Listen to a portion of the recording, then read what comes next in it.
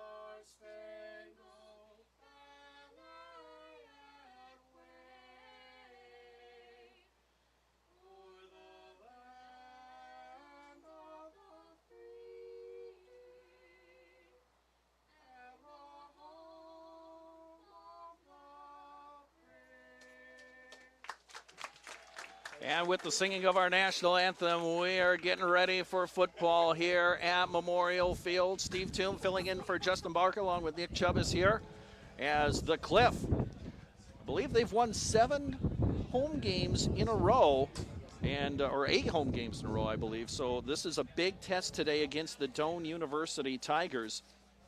Yeah, go ahead. The Chargers went undefeated last season, though, at home. So yep, and they're continuing that streak.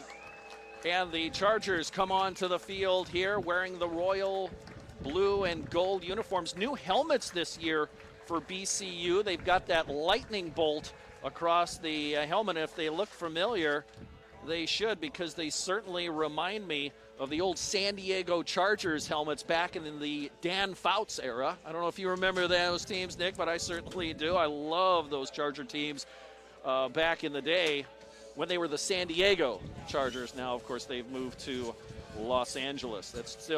I still think of them as the San Diego Chargers. Team captains will go out onto the field here in a moment to do the coin toss. Let's talk about our officials for today. Randy Hagedorn is our referee today. Ted Downey, the umpire. The head linesman is Scott Nicholson. The linesman, Connor Singheisen. Matt Schmidt, the field judge. Rusty Keith is the side judge. And Ryan Fries, the back judge today. Those your officials for today's Great Plains Athletic Contest here in football. Sun-splashed field here at Memorial, although there are some clouds in the west, so partly cloudy skies here. Winds blowing from left to right on the field here today. There is a slight chance of rain, and it is certainly humid here today at Memorial Field, but thankfully the breeze keeping the fans cool. Currently 83 under partly cloudy skies. We're expecting a high of 85 today here in Sioux City, but the chance of rain very, very slight under partly cloudy skies. Supposed to cool off tomorrow, only be in the high 60s tomorrow, so we'll see how the weather affects today's game, but really not too much of a breeze. Want to mention, of course, today is homecoming here for Briar Cliff, and that means it's time to go gold. And during the homecoming week, Chargers will go gold in honor of Pediatric Cancer Awareness Month and help support a local child battling cancer. This year marks the 7th consecutive year the blue and gold will be helping the cause. And this year's Go Gold ambassador is Brianna Svoboda. She's a 4th grader from Sergeant Bluff who was born with muscular dystrophy. At the age of 4, she was diagnosed with a cancerous brain tumor. Now, doctors believe that the tumor is gone after a number of surgeries that she's had, but she still struggles with some memory loss and tremors. And back in April, the BCU cheer and dance squads held a signing day to welcome Brianna to the Charger family. And as an honorary member of the teams, Brianna joins those teams for practices and helps them cheer at home events. During homecoming, BCU, the athletic department, will be raising funds through the Go Gold initiative with hopes of helping Brianna's family with the various medical costs and getting her a service animal that will help Brianna and with her balance and mobility. Find out more at bcuchargers.com. Doane has won the toss, and they will defer to the second half, as most teams do when they win the coin toss. So it'll be BCU on the offense first, and they will move from left to right on the field here today. And it'll be Jonathan Santos at the helm, the senior out of Southgate, California. Been very efficient this year, 25 of 39 passing. Let's set the offensive lineup here for BCU. Across the front line from left to right, it's Corey Woodruff, a sophomore at 330. Amari Beal, 330 and a senior. The center is Andres Rosales. He's 285 and a junior. Miles Landingham at a guard, 275 and the senior. And over at the right tackle is Lane Miller. He's a sophomore at 300 pounds. Tyler French, the starting tight end. The wide receivers are Cameron Davenport, a senior. Rashad Brown, a junior. And Kobe Johnson, a freshman. The running back, Stanton Lee, gets the start today. Jordan Williams out with an injury. Lee at 165 yards, 49 carries on the year, scored 3 times. And Santos at the quarterback. We expect to see, of course, a lot of Logan Freeman today, and maybe some play from Harrison Johnson at a fullback position, as BCU dealing with some injuries. To kick it off for Doane will be Bryce Cooney, number 10. He is a senior out of Omaha, 6 foot, 192 pounds. Great to have you along for the ride here today. It is homecoming for BCU. And also, we'll talk about the Hall of Fame class that was announced earlier this week. Those ceremonies will take place in January. More on that throughout the afternoon. The right-footed kicker approaches, and here we go. Underway for homecoming. Back and returning it is Roby. He's in the end zone. It bounces out. He's got to run, and he'll be tackled at the 5. A mental mistake there for Roby as he had it in the end zone, but it bounced out onto the field of play. And BCU, with their back against the wall right out of the gate, they'll be at about the 6-yard line, 1st and 10. Well, they're going to put it down actually at the 5. So last week, the BCU special teams were spectacular, but off to a rough start here today. Santos will have the shotgun set, power run formation. Lee into the pile, and he got maybe a couple of yards, and that's all. Not much gain there as Doane stacked the box. Set the Doane defense. Joakim Robinson, Anthony Malone, and Riley Homolka across the front wall. Zane Koskinen, Connor O'Toole, Ryan Schuster, and Brody Asbill at the linebackers. Will set the secondary for the Tigers after this play. Santos changing things up. And he'll have Lee deep in the backfield. Movement on the line, no call. Defense stayed on their side. It's a handoff. And that's going to be a Lee up the middle. And he'll get across the 10 to the 12-yard line. Decent gain on the play for Stanton Lee, the junior out of Hawaii. The secondary for Doane has Warren Horn and Damon Brown at corners, and then Dante Wiggins and Garrett Freeze at the safeties. 3rd down and about 3 for BCU. First possession of the game just underway here. 13:57 on the clock. Referee stopped play momentarily. Side judge getting into position on the far side. And now the clock is wound up. 3rd down and 3, BCU. Deep in their own territory. One back and a wing back. Play action, throw, caught across the middle of the field, and that's number 1. That's Davenport across the 25 to the 27-yard line. 1st down, BCU, and quickly they come to the line of scrimmage. Austin Gutierrez at an H-back spot, number 42. 1st and 10, big conversion on 3rd down. Handoff, student body left. Lee gets corralled and dropped at the line of scrimmage, no gain. Gutierrez last year was one of the offensive linemen for Briar Cliff. He's moved to an H-back position. Checking in to replace him is Matt Heyer. So now 3 wideouts out to the right side. 2nd down, actually lost a yard on that last play. 2nd and 11 for BCU. Santos scans the defense out of the shotgun set. Bubble screen, dangerous pass. Davenport caught it, but he's going to lose a couple of yards as Doane had that one pretty well scouted. Nick, I thought for a moment that was going to be intercepted. Yeah, it didn't really seem to be well set up. And you got to credit Doane. I think they had that play scouted out as they had several defenders in that area.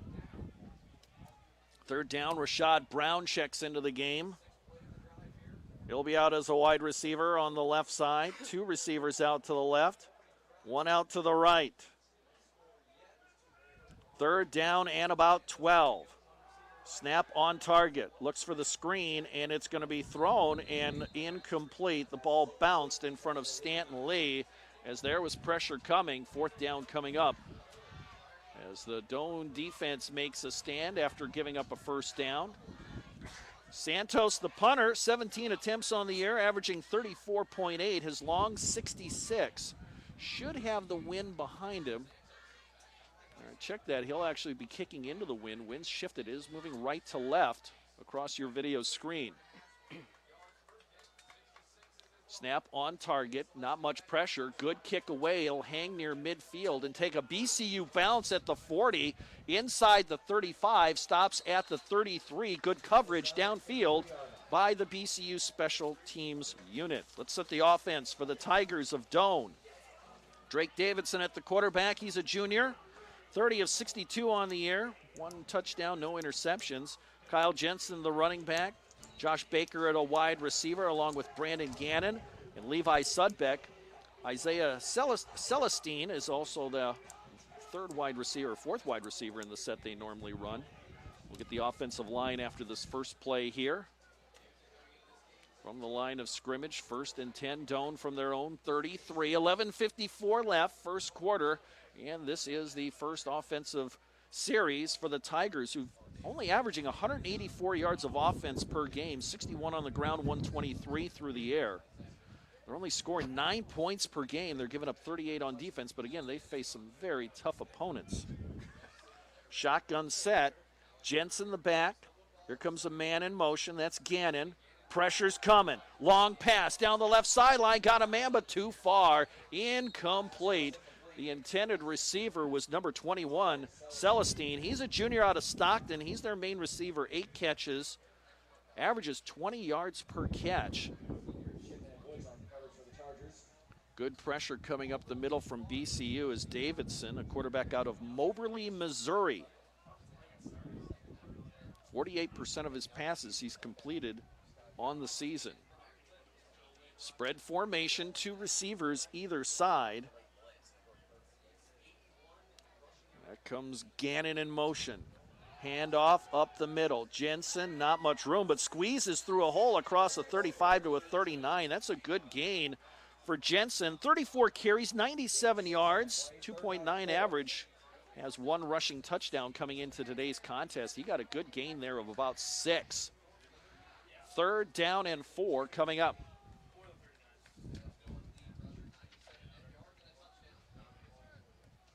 See if the BCU defense can make a stand here. 5 men on the line of scrimmage within the box. Tight coverage. Here comes the pressure. Rolls out, pass too high. Intended for Jensen, but Davidson overshot him on the swing out safety valve. And again, good pressure by BCU. Yeah, last week they played a really good defensive game starting off in the first half, and so far it's just looking like they're continuing that. I believe Dakota Wesleyan didn't have a 3rd down conversion at all last week. I think there was some like 0 of 11 or 0 of 12 in that game. Yeah, it took them about till the 4th quarter to even get a 1st down. Off of a 3rd down. Wow, and they held them to, I think, 40 yards of offense total, a dominating effort. 4th down coming up. The punter is Levi Sudbeck, number 18, averaging 34.3 yards per boot. Roby back at his own 25. Rugby-style punt, that's legal, and it's a line drive. It'll bounce in front of Roby at the 20, angling to the sideline, picks it up, and he has just nowhere to go. Good coverage downfield by Doane. That was number 52, Seth Solano. He is the long snapper, got down there. Good effort there by Solano. Stops the clock with 10:58 left, quarter number 1. Steve Toome here along with Nick Chubbas at Memorial Field. It is homecoming, 2nd offensive possession for BCU. Jamestown up 3-0 early in the first quarter of play. They're playing home against Dordt. They got a field goal. It's on the GPAC scoreboard. Ball at the 16, 1st and 10 Chargers. Both teams 1-0 in conference play coming into today. Play action, pass. French over the middle, caught at the 30. Breaks through a couple of players, spins at the 40 and tumbles ahead to the 45-yard line. What a play by Tyler French. That's a gain of 29 yards. 1st and 10 Chargers. Pass was right on target and a great run after catch by the senior out of Mobile, Alabama. 1st and 10 Chargers. Here comes Davenport in motion. They'll give it to him on the jet sweep, and he's trapped, and he'll lose yards. Knocked out of bounds behind the line of scrimmage. Loss of about a yard or so on that play. And again, a good job by the Doane defense to string that play out. And when you have that jet sweep, Nick, defensively, you've got to cut off that sideline. Yeah, it seems the seems the Tigers have been really good at whenever they're throwing the screen of the little sweep. It seems that they're just stopping it real quick. And what we've seen in college football over the course of the years, defensively, you have to have that lateral coverage side to side. We saw that with the Florida schools years ago, how teams would run the veer and the option. Well, the Florida schools like Miami and Florida State and Florida shut that down and changed college football back in the 80s. Santos, pressured, throws on the run. It is going to be incomplete. Good coverage there by number 2, Damon Brown of Doane, as Davenport was the intended receiver. Just a little bailout pass there as Davenport did a good job coming back to help out his quarterback, but good coverage by the Doane defense. Brings up 3rd and 11. Concordia on top of Hastings, 3-0 early on, first quarter on the GPAC scoreboard. Busy day of conference football. We'll keep you up to date on major college football as well. And here's a handoff, and it's a running play, and that is going to be Harrison Johnson. He goes nowhere. Didn't even make it back to the line of scrimmage. Last we checked, Wisconsin was leading Michigan at the break 28-0. The Badgers making a statement early on in that particular contest. Punting situation coming up. Alabama up on Southern Miss 42-7 there in the third quarter. And it is Florida leading Tennessee 17-3. LSU leading Vanderbilt 38-17. And here's Santos to punt from his own 28. Got a little bit of pressure, but it gets a booming kick away. And it is going to be Celestine, and he's tackled right away by Mike Williams. Great special teams play. Santos cool under pressure to get that punt away. Got away a great punt. And Williams, who's just been a dynamo on special teams, once again makes the play.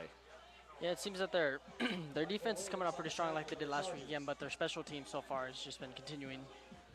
Yeah, with the exception of the opening kickoff, BCU special teams playing really, really well. But neither team's offense doing a whole lot here today. 1st and 10, Doane, ball at their 17-yard line. They'll spread the field, bring in one tight end, and it's a handoff up the middle. Nothing doing for the running back. That is Kyle Jensen, the senior out of Exeter, Nebraska.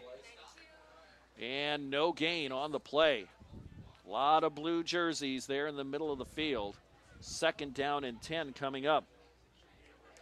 Doane, after this week on their schedule, they'll play Hastings at home to close out the month of September. They open up October on the road at Dakota Wesleyan. BCU next week, actually next 2 weeks, they'll be on the road. Chargers at Concordia next week. They follow that up, opening up the first Saturday in October at Midland. 2nd and 10, 8:10 left. First quarter. Pressure coming. Down goes the quarterback at the 10-yard line. Davidson goes down. Couple of Chargers there. And that was Tapua, Asi Tapua. Let's set the Chargers defense with Marcus Tappan, Robert Robinson, Ricardo Torres, and Asi Tapua along that front wall. Omar Dials getting in on that last play as well.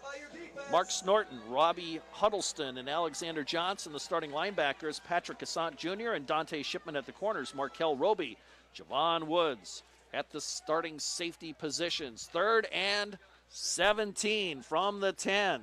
Spread formation. Out of the shotgun, Davidson throws over the middle. It's intercepted by Roby at the 32. He's got a wide open field. Angling to his left. He's at the 10. He's to the 5. He is into the end zone. A pick 6. Markel Roby. Touchdown. Chargers.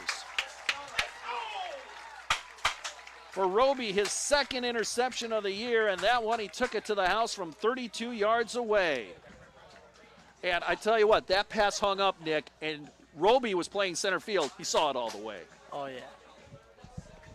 I tell you what, when you're a defensive back and you're kind of playing center field and you see that quarterback lock in on a receiver and launch the ball ahead of maybe a little too much air under it, there's, I think, 3 Charger defenders right there when that ball came down into the play to the area where anybody could catch it, and Roby was just standing right there waiting for it.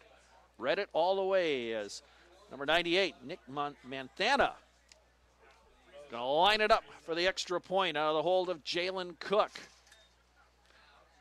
And the point is good. 7:16 left. First quarter of play. Briar Cliff 7, Doane nothing. Let's get you an update here on some scores from around the conference and around the country. Check major college football here. In the third quarter, Wisconsin leads Michigan 28-0. It's Cal over Ole Miss 28-13. That game in the third quarter of play among top 25 scores in Alabama. Number 2 in the land ahead of Southern Miss 42-7. No surprise there. As other actions happening. Iowa State playing against University of Louisiana Monroe. Try to get an update on that game. It's 34-13. Iowa State ahead. About 9 minutes left to go, third period of play. So the Cyclones up big. Montana will kick it off for the Chargers. The pick six, Markel Roby, who was the special teams player of the week in the conference last week. And looking to maybe be defensive player of the week this week in the conference. Keeps up this play, I think he'd be pretty high on the list when the commissioner, Corey Westra, makes those announcements next week. And of course, you can find out all the conference news for all the sports at gpacksports.com. And of course, many radio stations around the area air the GPAC report every day. As the kickoff will bounce around the 10-yard line and fielded there by Wasserman, and he gets corralled at the 25-yard line.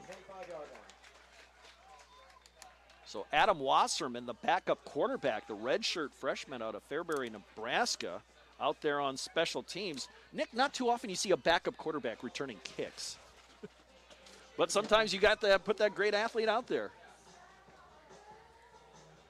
I remember Joe Theismann did that back in the day, and I know I'm dating myself there, but he used to return punts very early in his career for the Washington Redskins. 7:09 left. First quarter of play. Chargers up 7-0, and it's going to be a jet sweep, and it's corralled right away as Gannon gets the handoff, and he is shut down early by the Charger defense. Alexander Johnson, I believe, making the play there as they tried the jet sweep to the left and nothing doing for Doane. 2nd and 10 coming up. Last year, Doane won 17-7 down in Crete, Nebraska. The Tigers last year were 6-4, 5-4 in conference play. It was a very close middle of the pack last year in the GPAC. Here comes the blitz. Swing out pass incomplete. As the safety valve receiver was Jermaine Daragine, the junior out of, and I hope I'm getting this right, Dunedin, Florida. I know there's some minor league baseball down in that area. I think the Blue Jays have a minor league team in that area. 3rd and 10 for for Doane rather, from their own 25-yard line. 6:23 left, quarter number 1. BCU, see if they bring the pressure. They'll back off. Davidson drops back, rolls out to his right, directing traffic, and he's got nothing. He'll be tackled out of bounds after about a 1-yard gain. Good coverage downfield by the Chargers secondary. There's just nothing there to throw to, and even his safety valve receiver was covered. And I got to credit Davidson and instead of trying to force a pass downfield, he just ran out of bounds with it. And sometimes you have to do that. Yeah, it seems that secondary coverage has just been too good today so far. Not many passes are being allowed by both teams. Punting situation for Sudbeck. Got off a good one last time. He'll stand near his own 10-yard line. This time the more traditional punt. He gets a good one away. Roby, fair catch at the 36. That was a good punt by Levi Sudbeck. 22 on the season coming into this game. His longest was 52, averaging 34.3. We mentioned the Hall of Fame class for BCU. It will be Teresa Kane, Angie Christensen, and Jake Shipley. More about those Charger Hall of Famers throughout the afternoon. Jake, I know pretty well, covered him with basketball. Of course, was an assistant coach for BCU. 1st and 10 Chargers. Handoff. And that's Lee up the middle. Angles to the left, got about 2, maybe 3 yards on the play.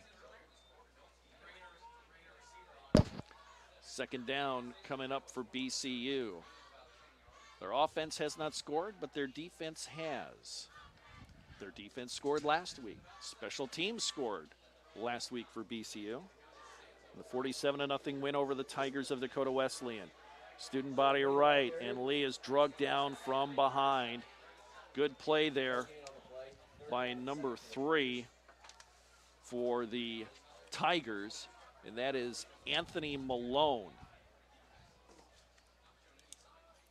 Malone was listed as wearing number 95, and instead he's wearing number 3 today. He's the defensive tackle.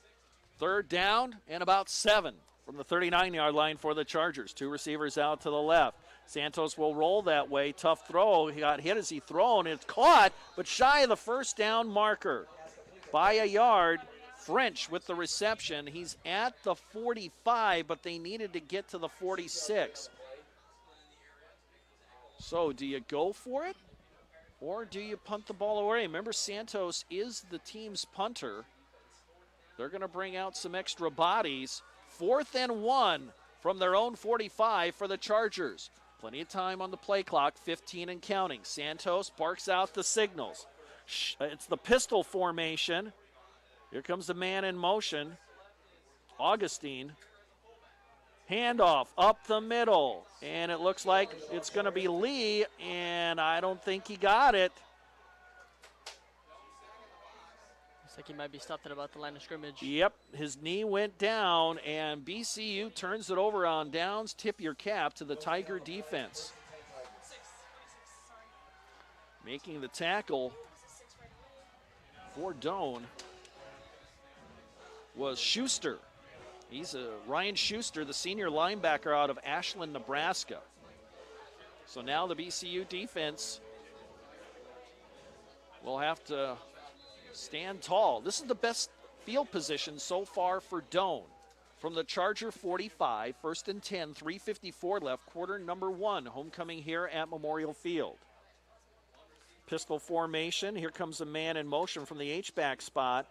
And it's Daragine, drugged down, 1-yard loss on the play. That was Marcus Tappan, the senior out of Pasadena, California. And looking at the stats for BCU, a lot of their linemen are near the top of the team in tackles. And you love to see that. When those defensive linemen are getting those tackles, that means the running backs ain't going anywhere. I mean, coming into this game, Robinson already had 17 tackles and 4 sacks. And yeah. 5.5 tackles for loss. Yeah, I mean, for a lot of guys, that's a season or half a season. He did that in 3 games. Yeah, and he's been putting in a lot of work so far today. So it's going to be a running play up the middle. Daragine has a hole, a nice gain across the 35. Put him down near the 32-yard line. And that's about a gain of about 14 on the play. Nice hole opened up by the offensive line for Doane. 1st and 10 Tigers. As bringing in the play from the sideline will be Ty Ledger, junior tight end, number 83. First down of the game for the Tigers. They'll split out 2 receivers to the left, 1 out to the right. Daragine at running back. There's the H-back in motion. And up the middle, Daragine puts his head down, and he'll get 2 yards. That H-back, number 33, is Tanner Crosley. He's a junior out of Crofton, Nebraska.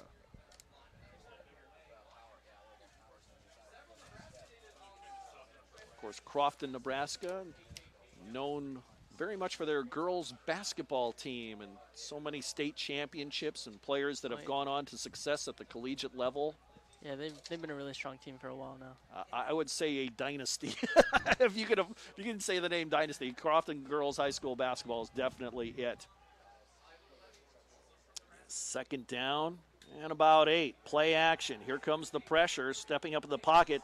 Nice pass. Oh, what a catch and a run after catch by the tight end. That's number 45, Evan Owen, the sophomore. Took a big hit and kept going, and we got a Charger down on the field. It'll be first down for the Tigers. Ball near the 10-yard line. Big collision there.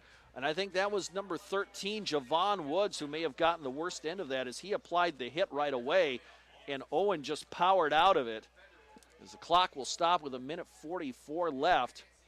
And boy, that was a big collision. Credit Davidson. He stepped up in the pocket to get away from the pressure which was coming around him and spotted his man over the middle of the field. Yeah.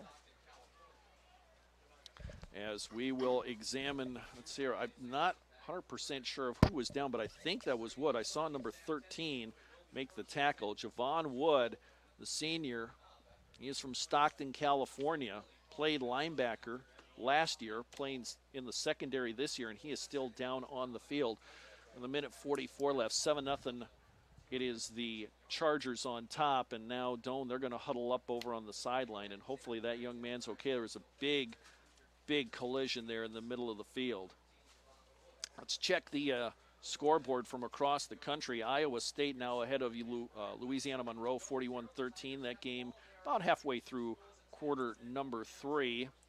Over in the Big Ten Conference, Wisconsin taking it to Michigan, 35-0. There are about 5 minutes left to go in the third quarter. Indiana leading UConn 31-3. Michigan State lost last week against Arizona State. They're leading Northwestern 21-3. That game late in the third. It is Boston College over Rutgers 24-13. That game late in the third period of play. You got any other scores there, Nick?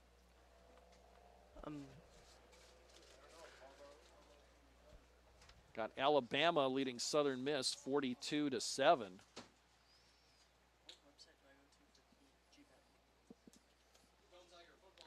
And let's see here what else we got here on the scoreboard. Is LSU ahead of Vanderbilt 45-17. And Javon Wood still down on the field as you see some players with the helmets off taking a knee and a bunch of teammates coming over there. Hopefully that young man's okay. And I think I can't see if they trying to sit him up or not. So we have 1:44 left here in quarter number 1. BCU without Peyton Bailey, and they are going to help number 13, Javon Woods, over to the sideline. You hate to see any injury like that. Big collision, especially for a senior. In his last campaign here for the blue and gold, as you see the team making room for him on the sideline. Bailey helping him off. Of course, he is not in uniform. He's in uniform, but not scheduled to play today, as he is helping a teammate off along with Mike Williams. Back to action here now, as hopefully the young man's okay. First and goal from the 10. Darragine hands it off, and Dials swallows him up in the backfield. Omar Dials, number 92, the junior out of Bellevue, Washington. Boy, he almost took that handoff. He was in there so fast. Omar Dials has just been dynamite. Had a great campaign last year for BCU. Loss on the play of a couple of yards as we're approaching the 1 minute mark here, quarter number 1. Second and goal for Doane, golden opportunity. This drive started after BCU went for it on 4th and 1 at their own 45. Did not convert. So Doane trying to take advantage with the good field position. Davidson rolls out, feels the pressure, throws, low pass. That's incomplete. Intended for number 26, Josh Baker, the junior out of Omaha. Comes into the game with 4 catches. And Baker tried to sell that one to the referee. It hit the turf, skipped into his hands, and he turned around and held it up. But the referee was right there. Was not fooled at all. That was the head linesman there, Scott Nicholson, the official right there, had a great view of it. And I don't want to jinx ourselves, Knicks, but, you know, I don't know if we've had a penalty yet today. I don't think we have. So far, there's. I don't think far we've there's had a been none. single instance of the yellow flag on the field as Daragine takes it on 3rd down and goal. He'll get to the 5-yard line, gain of 7. And that possibly sets up either will they go for it on 4th down or will they send out Bryce Cooney, the kicker, who's 2 of 4 on the season. Here comes the field goal unit for Doane. This will be just a little bit longer than an extra point, and it will be from the right hash mark. Josh Baker is the holder. Sometimes the angle can get tricky when you get this close because it's wider than the pros. Baker calls for it, puts it down, clean. It goes up and in. Field goal is good. And that'll do it for quarter number 1. Clock expires. It's 7-3. BCU on top of Doane. This is Charger football on the Charger Sports Network.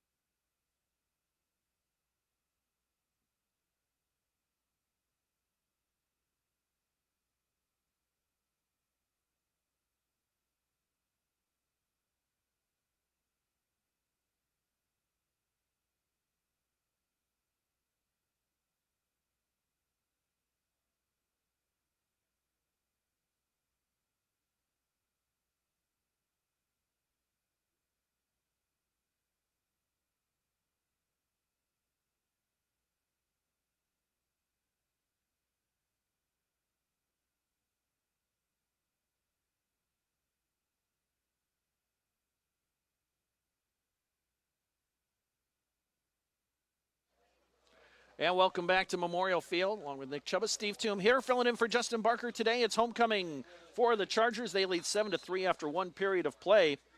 Total offense, 16 plays, 41 yards of offense for Doane. 14 plays, 56 yards of offense for the Chargers. Chargers got their lone score on a 32-yard interception return for a touchdown, a pick 6 by Markel Roby. That last drive, 8 plays, 40 yards, 3:54 time of possession as Roby collects it inside the 5, angles to his left. Got a hole, got loose, and he'll be corralled on the sideline just shy of the 40-yard line. A great return of about 36 yards for Markel Roby.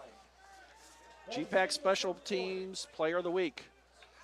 He is averaging 52 yards per return. Of course, had that 94-yarder last week against the Tigers. And it'll be 1st and 10 for the Chargers. As we had, I believe, an untimed down. The team kicked off to the left. And now they'll move it over to the right side. So I don't know if they're going to re-kick or not. I thought that was a little strange, but there were all zeros on the clock. So are we going to kick it again? Nope. They're going to just say, all right, let's switch sides now after the kickoff. 42-7 Alabama over Southern Miss. They're in the 4th period of play down in Tuscaloosa. And Wisconsin just steamrolling Michigan 35-0. That's late in the 3rd. That's a 13 versus 11 matchup with Wisconsin at home at Camp Randall, and they're just taking it. Yeah, I expected that game to be a lot closer than it is now. Yeah. I mean, it's like, well, if you would have taken Wisconsin in 30 points, I think a lot of people would have jumped on that. But, wow, it has just been all Wisconsin in that game. As we get back to action here, quarter number 2 just underway. Chargers up 7-3 as they'll hand it off. Second man through, backup running back. That is going to be Johnson, Harrison Johnson. He is a sophomore out of Kansas City, Missouri. Only his second, or check that 3rd carry of the season. 5'11", 225 pounds. They'll be in the pistol formation. BCU spreads it up a little bit. They'll have an H-back. That's French. He'll go in motion. On second down and about 5. Play action. Santos over the middle, and it is going to be caught by number 83, Kobe Johnson. That's a first down in the Tiger territory at the 39. They sold that run really good. Sent up French for the lead block, and so the defense broke in. And Tyler French, the senior, he's such a good blocking tight end. You have to follow them if you're the opposing defense, because you know if it's a running play, they're going behind big number 82. And that was the distraction the Chargers needed, a little slant pattern to Johnson, a freshman out of Omaha. First down, BCU. Johnson shifts in the backfield, pistol formation. Here comes Kobe in motion, and then it's a handoff, Harrison Johnson. He'll struggle ahead to about the 34-yard line. Call it a gain of 5 hard yards up the middle for the sophomore. Both teams very similar in their offensive philosophy. Control the clock, ball control, short passes, move the sticks, wear out the opposing defense, win the battle of field position, and make plays on special teams. Second down, we'll call it 6. They say his knee hit down at the 35. 2 receivers out to the right. It's Johnson up the middle, and he'll be bottled up. 1 yard gain. That's all. Santos pressed into service. Preston Mulligan, the freshman out of Harlan, Iowa, started the season, was injured. And Santos has played since out of Southgate, California. Has played very, very well.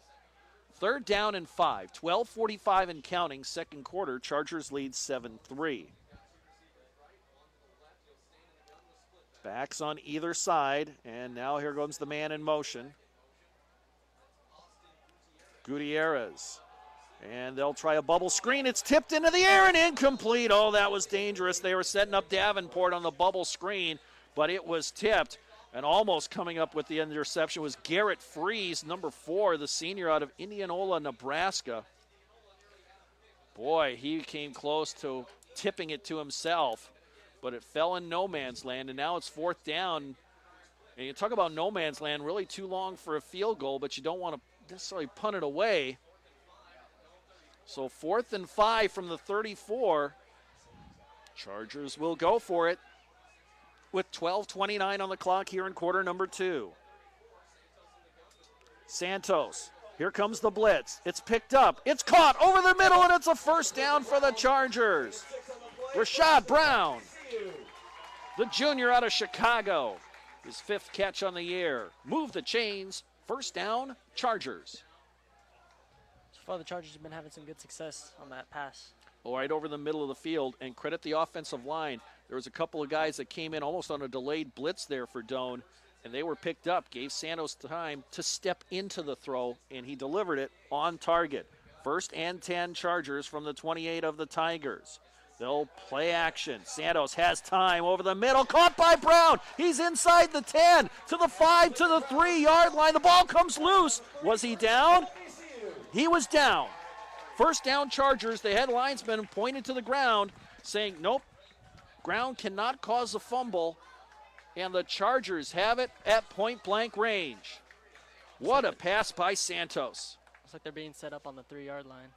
Yep, first and goal, 3-yard line. A great pass from Santos to Brown. Timeout called by Briar Cliff. With 11:36 left, quarter number 2, 7-3 Chargers, and BCU knocking at the door. Let's check some scores. 14-3, Dordt ahead of Jamestown. That's after one period of play. Morningside getting underway. They're having a 1:30 start over there for their game. Concordia leads Hastings late in the first quarter, 10-0. Tonight, they have a matchup over in Mitchell with Northwestern against Dakota Wesleyan. That is a 7 o'clock kickoff scheduled for tonight. We mentioned the Hall of Fame class. Teresa Kane, national champion golfer, second place finish for the team in 1994. She was an All-American of the women's golf team. Angie Christensen, a multi-sport athlete for the Chargers. Softball and basketball. Of course, Jake Shipley, two-time All-American, GPAC Player of the Year in men's basketball, graduated in 2013. First and goal, Chargers. They've got Harrison Johnson in at that running back position, standing behind Santos. He'll get it, and he slips and corralled by Malone behind the line of scrimmage. Lost about 2, maybe 3. Just couldn't get going, and Anthony Malone, the senior out of Denver, Colorado, at that nose tackle position, was in there to make the play. At the H-back spot now is Jamel Smith, number 36 for BCU. Second and goal from the 6. Gutierrez in motion. Handoff. Johnson to the left. Runs into one of his blockers. Beal tries to slip around him, and you can see the pile moving to the goal line. Referee says forward progress stopped at the 4. Gain of 2. Both these defensive lines so far today have just not been allowing. Yeah, indeed. Both defensive lines playing very, very well. Checking into the game, A.J. Carrion, freshman out of El Monte, California, a tight end. So BCU going with the double tight end set. They'll split Davenport out to the right. And Kobe Johnson, he's out to the left. Santos calls out the play. He'll want to throw. Davenport open, touchdown! The defender slipped, and Davenport was wide open for a 4-yard touchdown strike. That was Dante Wiggins, the freshman, who was guarding Davenport to the inside, but as he stopped to plant to follow Davenport, he slipped and fell. Davenport moved to the outside, wide open. Couldn't have been easier, so the Chargers take advantage of the defender slipping in the end zone. Nick Montana to try the extra point. Out of the hold of Jalen Cook, and the extra point is good. 10:15 left until halftime. Chargers 14, Tigers 3.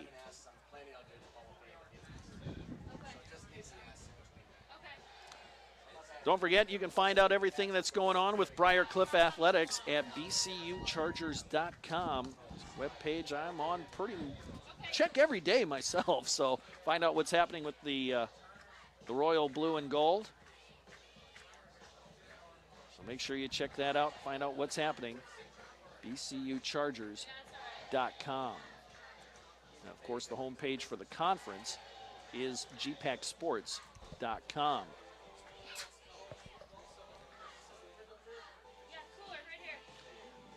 No updates from the GPAC. LSU beating Vanderbilt 52-24. That game about 9 minutes to go in the third period of play. Florida leading Tennessee at the end of 3, 24-3. Wisconsin leading Michigan 35-8. A minute left to go in the third period of that Big Ten matchup. Iowa has the week off this week, as does Minnesota. Iowa State, the end of 3, leads 48-20 over Louisiana Monroe. Celestine is back deep. Thana kicks it off from the 5. Celestine has a little opening, but it's closed up by Roby, and he's tackled at the 24-yard line.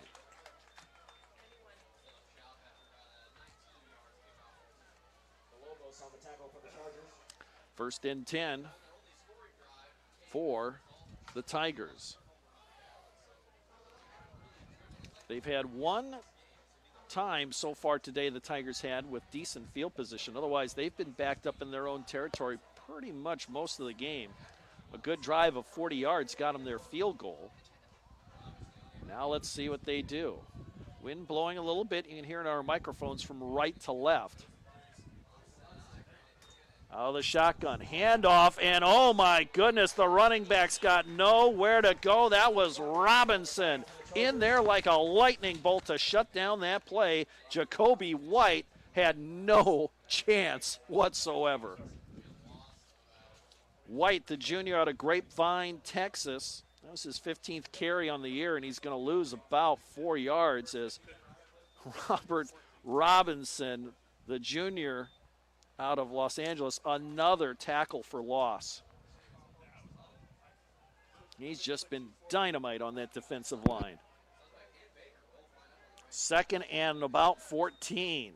Handoff, another run. Here's a good run and a big opening for White. He'll get out to the 37-yard line.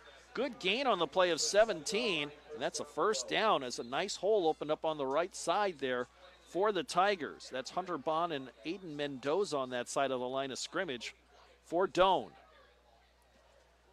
Great play by the Tigers receivers to keep the corners on the outside and allow them to get in and make the stop. 1st and 10, Tigers. Plenty of sunshine now. Still some clouds out to the west here at Memorial Field, Sioux City, Iowa. Steve Toom here along with Nick Chubbas. 1st and 10. Back to the run. White smashed to the ground. He'll get back to the line of scrimmage with forward progress, and that is all.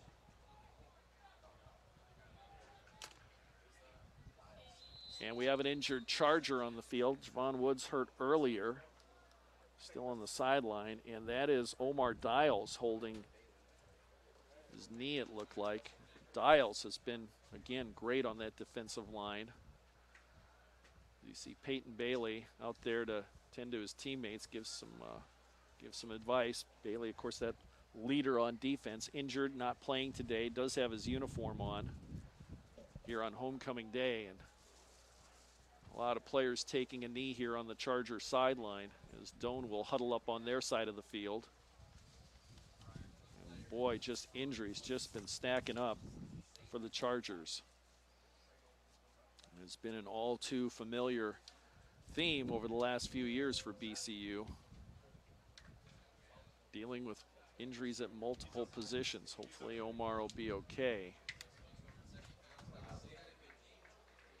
And he will at least come off the field under his own power. And that is a good sign.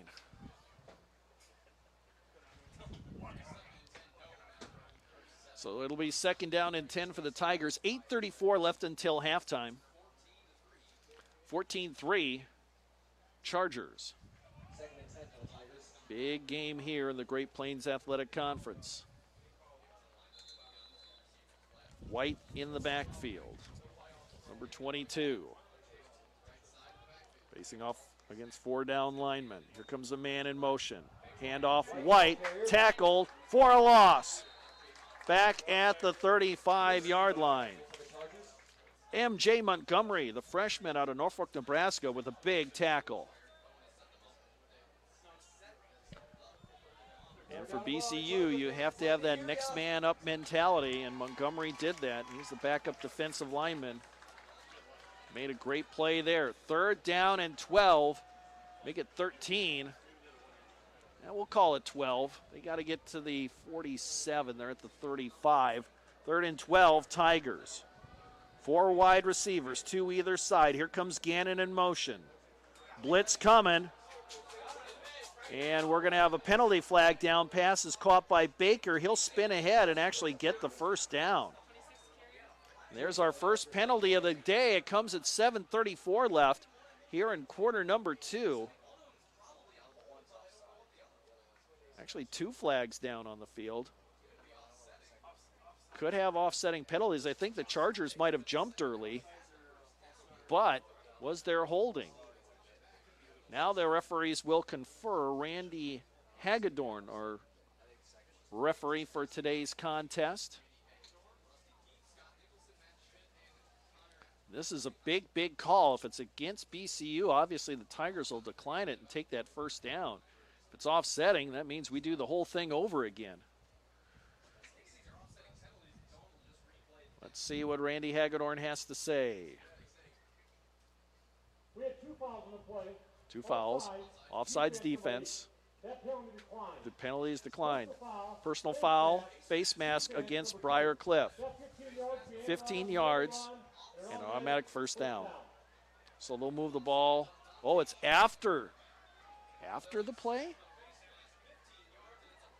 Wow, that is a huge, huge penalty against Briar Cliff.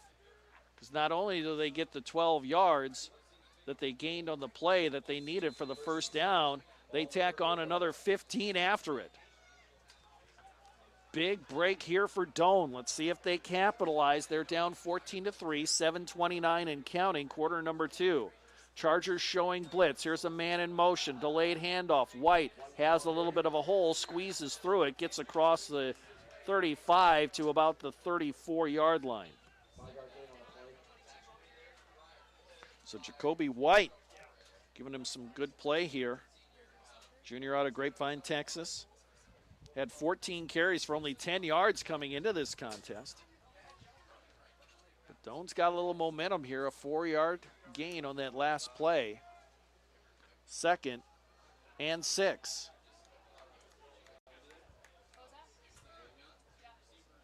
Crosley at the H-back spot, Celestine in motion. And here comes White, and he runs into a couple of defenders. Robinson trying to rip the ball out, along with Dante Shipman. And they will have no gain, maybe lost a yard on the play. I think they did. Alabama leading Southern Miss 49-7 late in the 4th. Bama will roll to another victory there.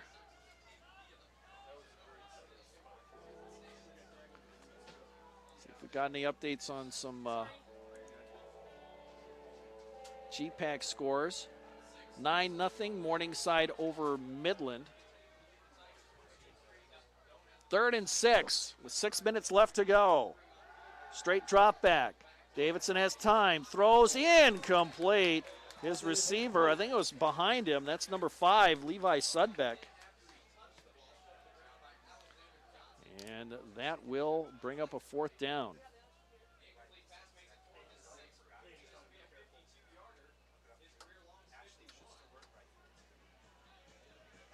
So 4th down coming up.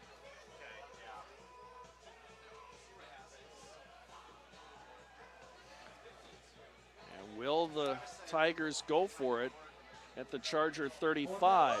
It looks like they will with 5:52 left. And we have a whistle, and I think a timeout has been called. Yes, timeout called by Doane. They want to talk it over here on their big 4th down. Northwestern and Concordia tied up 0-0 in soccer at halftime. Same for Doane and Dordt playing soccer. Speaking of soccer, that'll be coming up here at Memorial Field after this contest.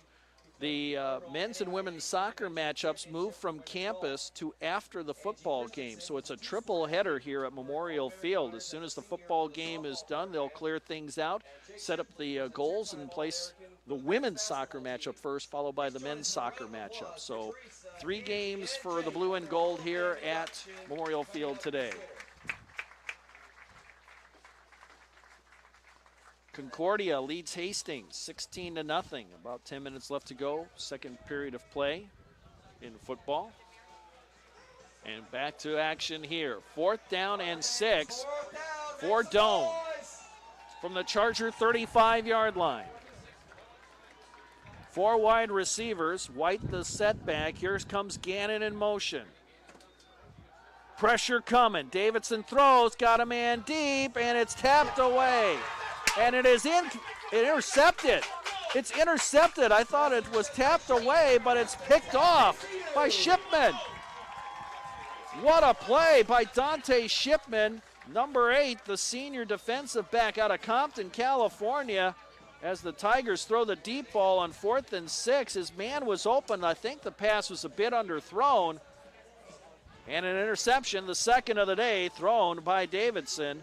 And the Charger defense comes up big. They'll have it 1st and 10 at their own 20-yard line with 5:41 left here until halftime.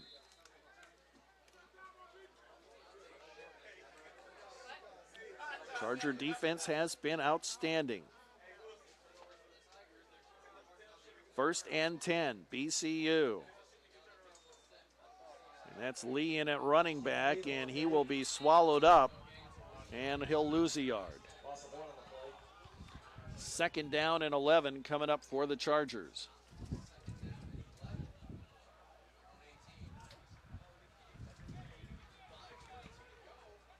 .520 and counting.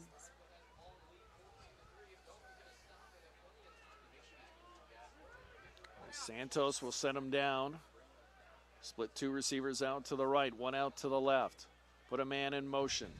Gutierrez throws the bubble screen. It is going to be juggled and finally corralled in by Davenport, and he'll get across the 30 to the 31. 1st down, Chargers. Cameron Davenport, the senior wideout from Los Angeles, comes into the game with 18 catches and a touchdown, 216 yards overall. They've tried that bubble screen a couple of times. That time it worked. And a 1st down for the Chargers. Both teams, 2 timeouts left. BCU can get a good drive here, get some points on the board. Maybe they can run out most of this clock here in this quarter. French in motion, play action. Santos throws, French has it. He's to the 40, steps away to the 50, the 40, the 30, to the 20, and he is dragged down inside the 10-yard line. Tyler French. His previous long was 51 yards, and that's longer than that. As a 65-yard completion, I believe. 1st down and goal for the Chargers. A nice little swing out pass, and French just wouldn't be denied. 64 yards unofficially on that completion. 1st down and goal, Chargers. Pistol formation, and Johnson will take it and runs into a wall of white-clad defenders, and he's not going to get much of anything on that play. 2nd down coming up, 3:30 and counting until halftime. Boy, if BCU can get 7 points out of this, that would be huge. You don't want to walk away with just 3 points here if you're BCU. Meanwhile, for Doane, they either want the turnover or limit BCU to a field goal opportunity. 8 on the play clock. Santos sets him down, arranges things, sends Johnson in motion. They'll swing it out to him. Johnson is tackled right away. Great defensive play out there by Doane, and Garrett Freeze, number 4, the safety, made a great open field tackle. Really no gain on that play. 3rd and goal from the 6, 2:45 and counting. As Smith and Carrion check out. Tyler French back into the game along with Gutierrez. 3rd and goal. Clock ticking away. Santos takes it, looks, throws into a crowd, and it's incomplete. Davenport was double covered and tapping the ball away. I think that was Damon Brown. And now the field goal unit comes out for BCU. So they had 1st and goal from the 6, couldn't move the ball. And now Manthana will try the field goal. It's about a 23-yarder out of the hold of Cook. It's on the way, and it is good. So BCU does get some points out of it with 2:14 left to go. Chargers 17, Tigers 3. Morningside ahead 16-0 in their contest. They're playing host to Midland today across town.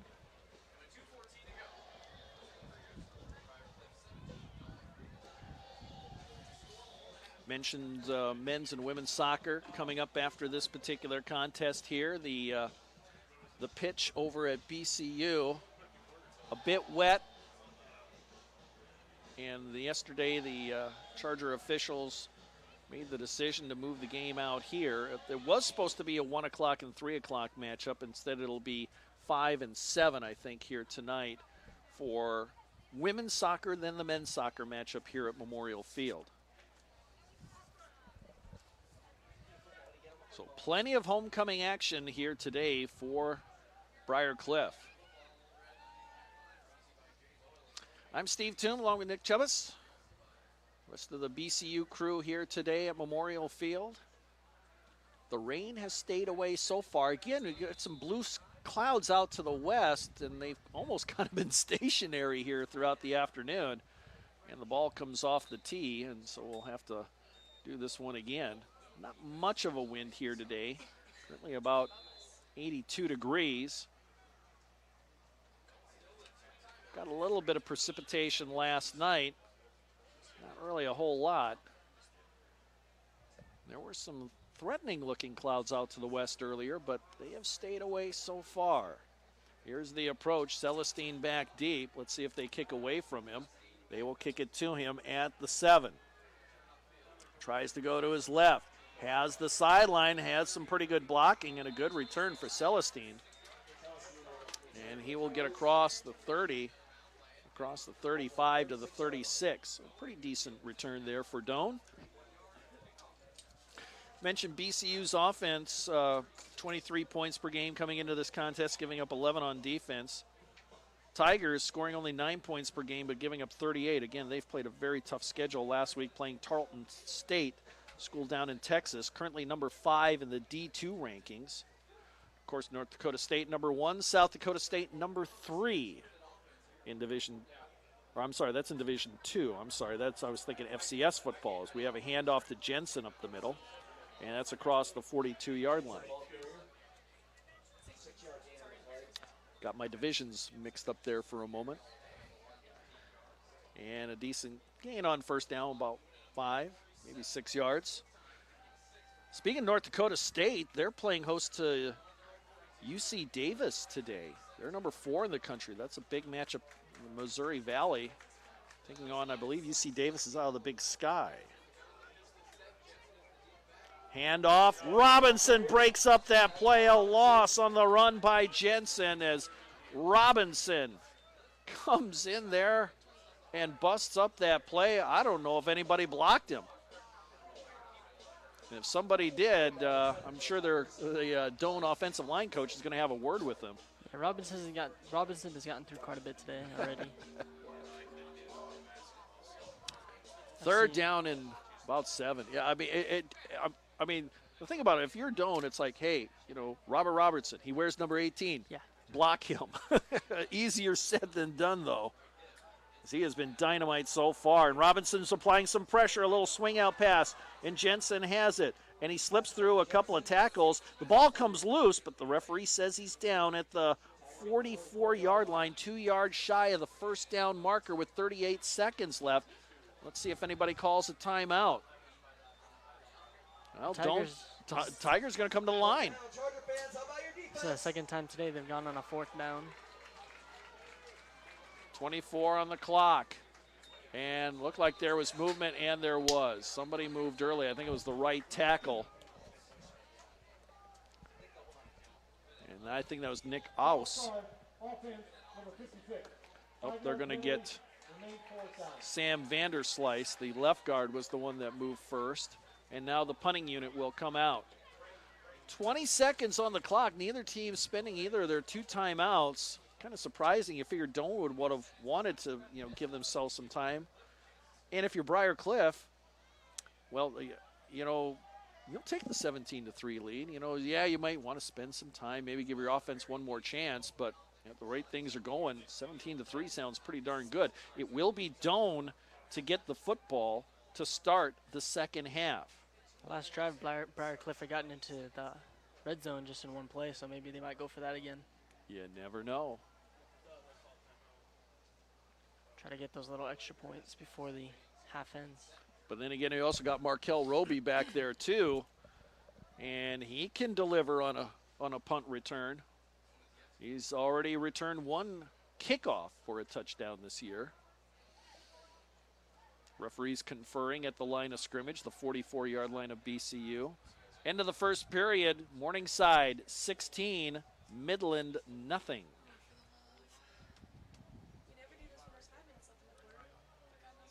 And Randy Hagedorn talking to some of the other officials there.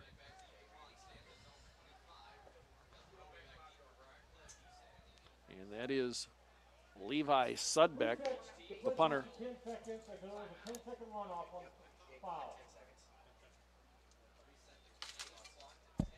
Excuse me, the game clock. So they're going to take 10 seconds off the clock. The clock will start on my ready. So this should be either the last play or the second to last play of the first half. Well, it'll probably be the last play. And they don't have to punt the ball. They can just let the clock run out, but they're going to kick it away. And they do. A high punt. Roby calls for the fair catch at the 20. And time has expired here in the first half of football. It is in the books. It is Briar Cliff 17 and Doane 3. We'll let you watch the homecoming festivities here from Memorial Field. I'm Steve Toom along with Nick Chubbas. This is Briar Cliff football on the Chargers Sports Network, and we'll be back in a few minutes with some stats recap. We'll check the scoreboard from around the country and around the conference and get you some stats as well, and tell you also what's happening with the Briar Cliff activities. And of course, you can find more at bcuchargers.com. 17-3, Briar Cliff ahead of Doane. You're watching Charger football on the Charger Sports Network.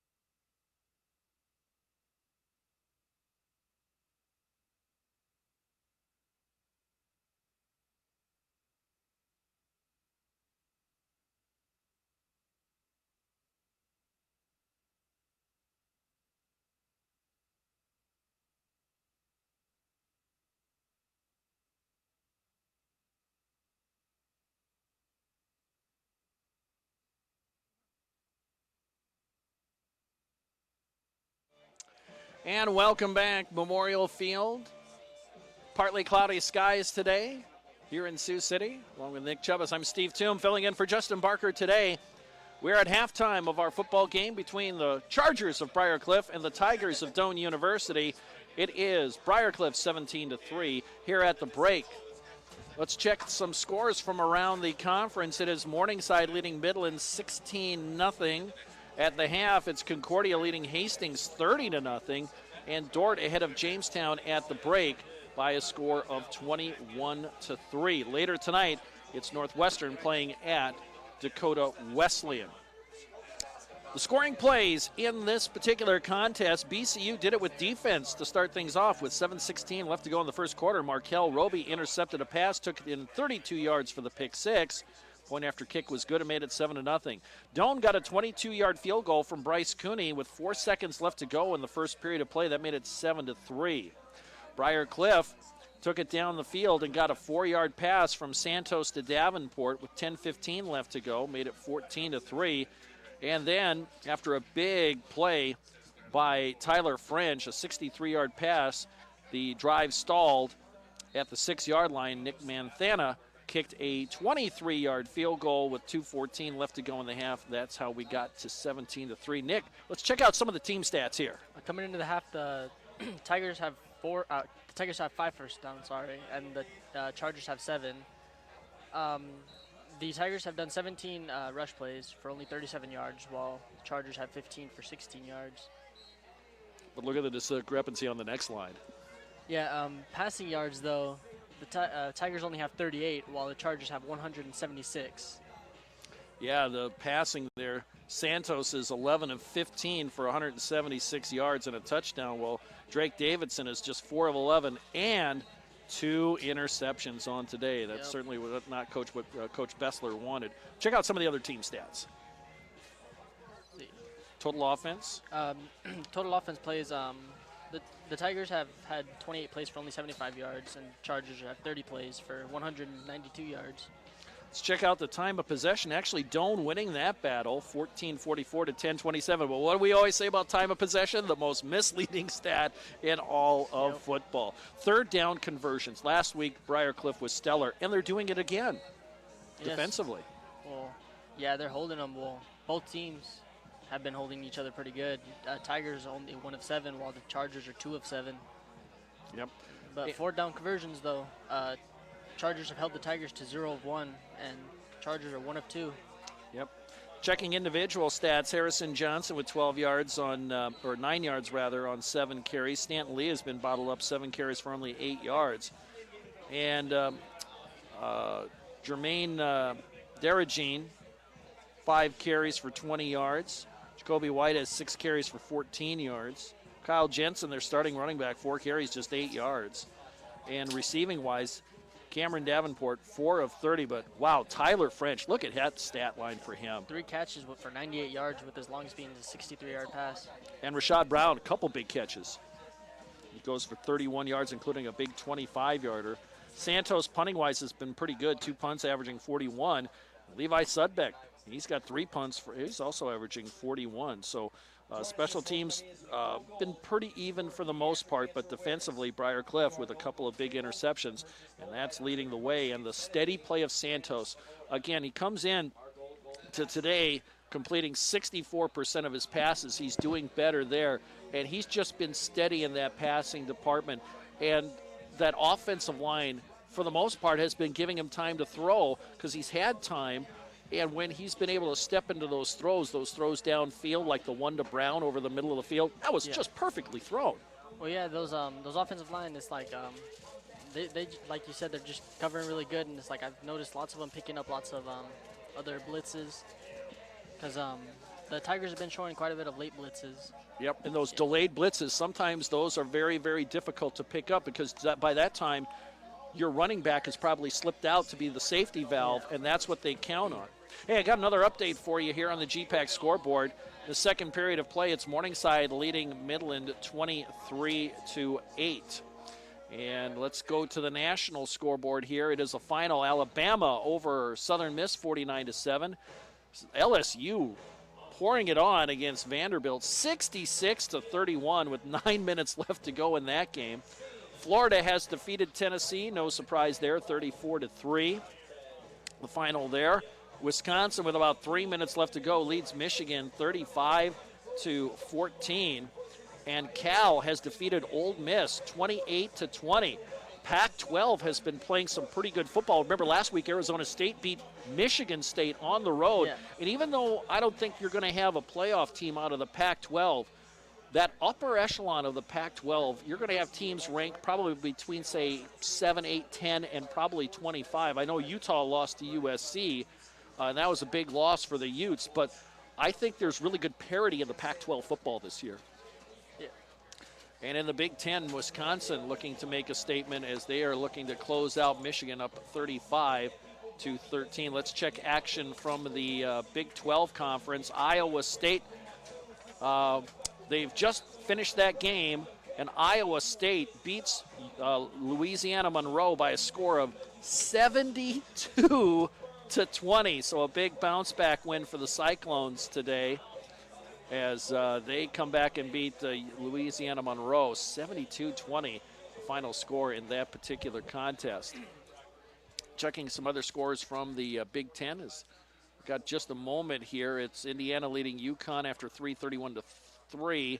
Michigan State late in the third leads Northwestern 21-3. Let's get back to action here at Memorial Field as it will be Doane to start the second half with the football. They're down by 2 touchdowns.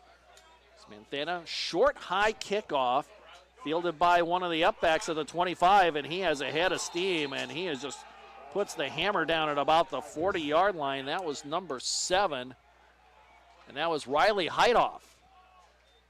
He is a junior out of Raymond, Nebraska. And boy, he delivered a shot to Alexander Johnson.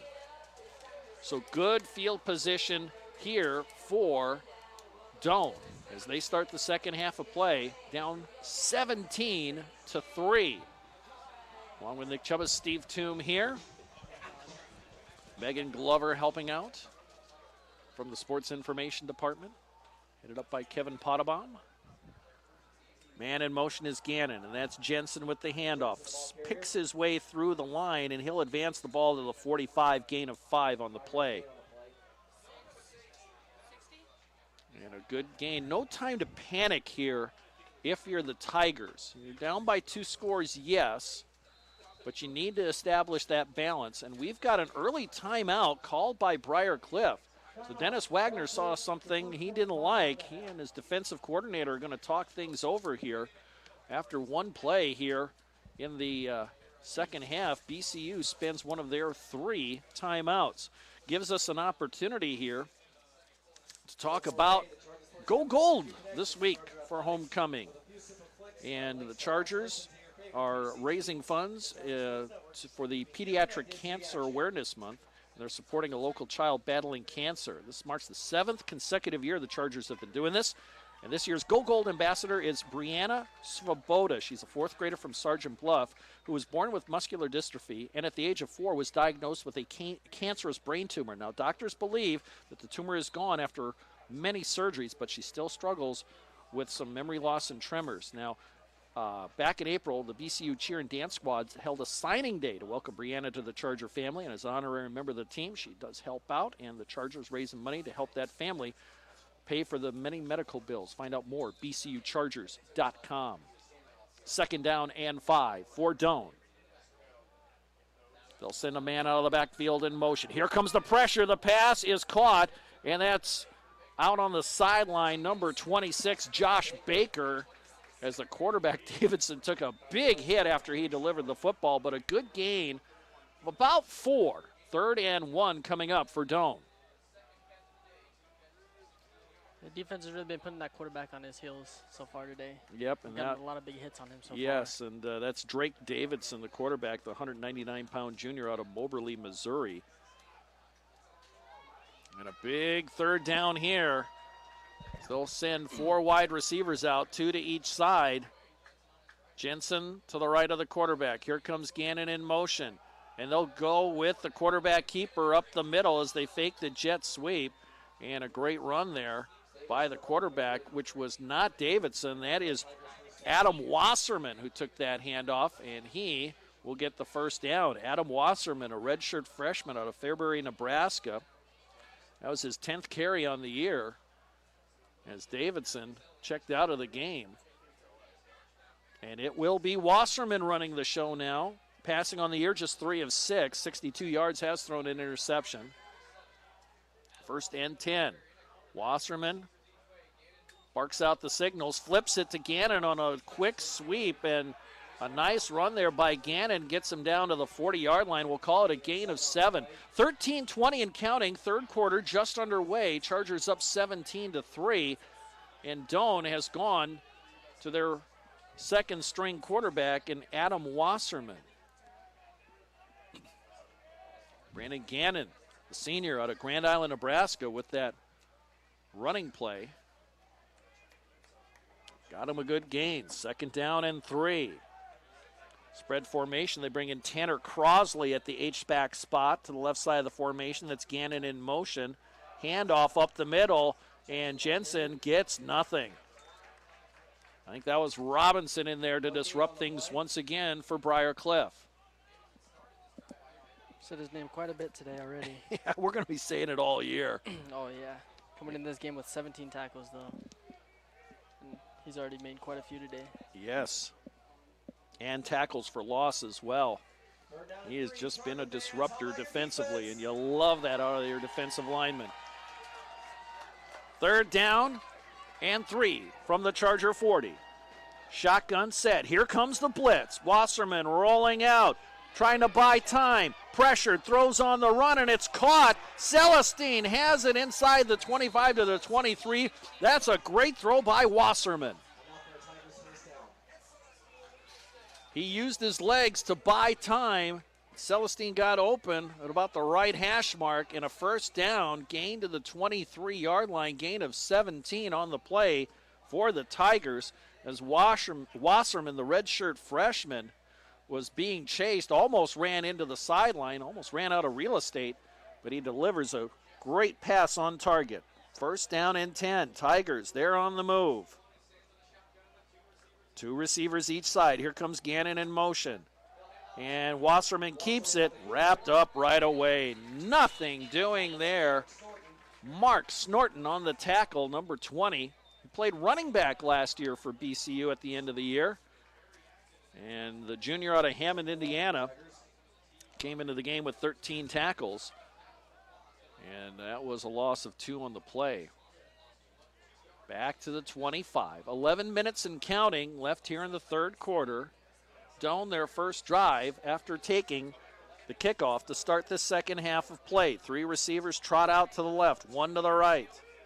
Jensen to the left of Wasserman. He'll go in motion. Empty backfield. Quick pass. It's caught.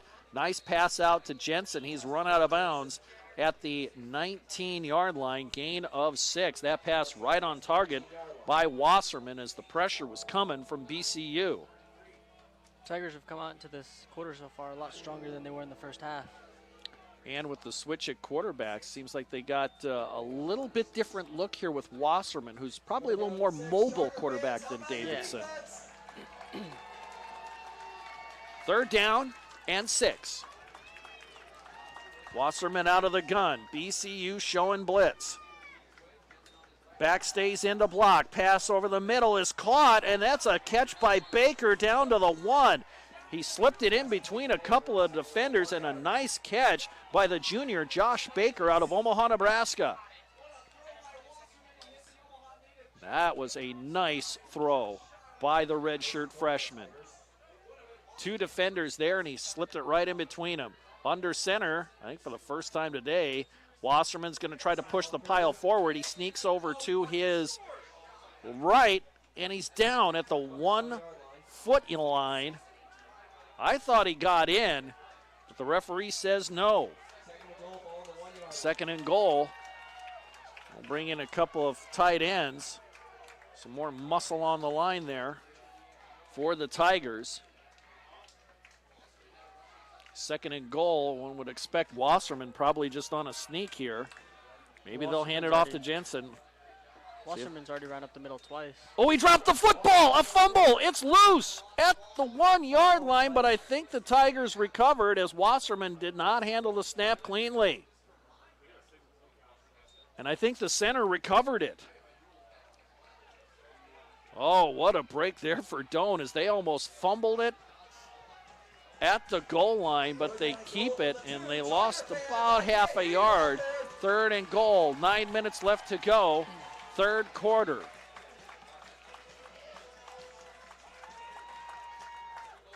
The backup center is in the game, Caleb Anderson, the freshman out of Pierce, Nebraska. They'll switch 3 guys over to the left. Student body left, or will it be the keeper? Send another man in motion. Celestine, they hand it to him, and he didn't make it on the wide receiver sweep to the left. He stopped at the 1, so 4th and goal coming up. Interesting play call to go with a wide receiver run, probably trying to fool the Charger defense. They were not. 4th and goal for the 1 with 8:10 and counting. Here in quarter number 3, Tigers down by 2 touchdowns. They need 7 points here. BCU trying to stop them. And Davidson's back into the game at quarterback. And we got a timeout called. Timeout called by Doane with 7:52 left. Doane wants to talk it over as they had Wasserman for most of this drive, but Drake Davidson came back in for that play. And that is the first timeout charged by the Tigers. Stops the clock with 7:52 left. Midland has scored. 2:48 left to go until half. It's Morningside ahead of the Warriors 30-15. Check some other scores here. Dordt leading Jamestown 21-3. That's early in the 3rd. And it's 30-0 Concordia ahead of Hastings. They just started the second half of football, and I'm having to remind myself it is Dordt University now. They have been Dordt College for, I believe, their entire existence, but this year they changed their name. Still the Defenders, but it's Dordt University. Of course, Doane, a few years ago, they changed their name from Doane College to Doane University. So, of course, Briar Cliff used to be Briar Cliff College. A number of years back, they changed to Briar Cliff University. If you look at old photos, you'll see BCC on the jerseys of various teams. The Chargers defense settles in. Wasserman back in at quarterback. 4th and goal. Full house backfield. Handoff. Jensen up the middle. Did he get in? No, he didn't. He didn't. He stopped right at the goal line. The Charger defense holds. It was 1st and goal from the 1, and the Tigers are turned away with 0 points. Oh, mercy. That, my friends, is a goal line stand.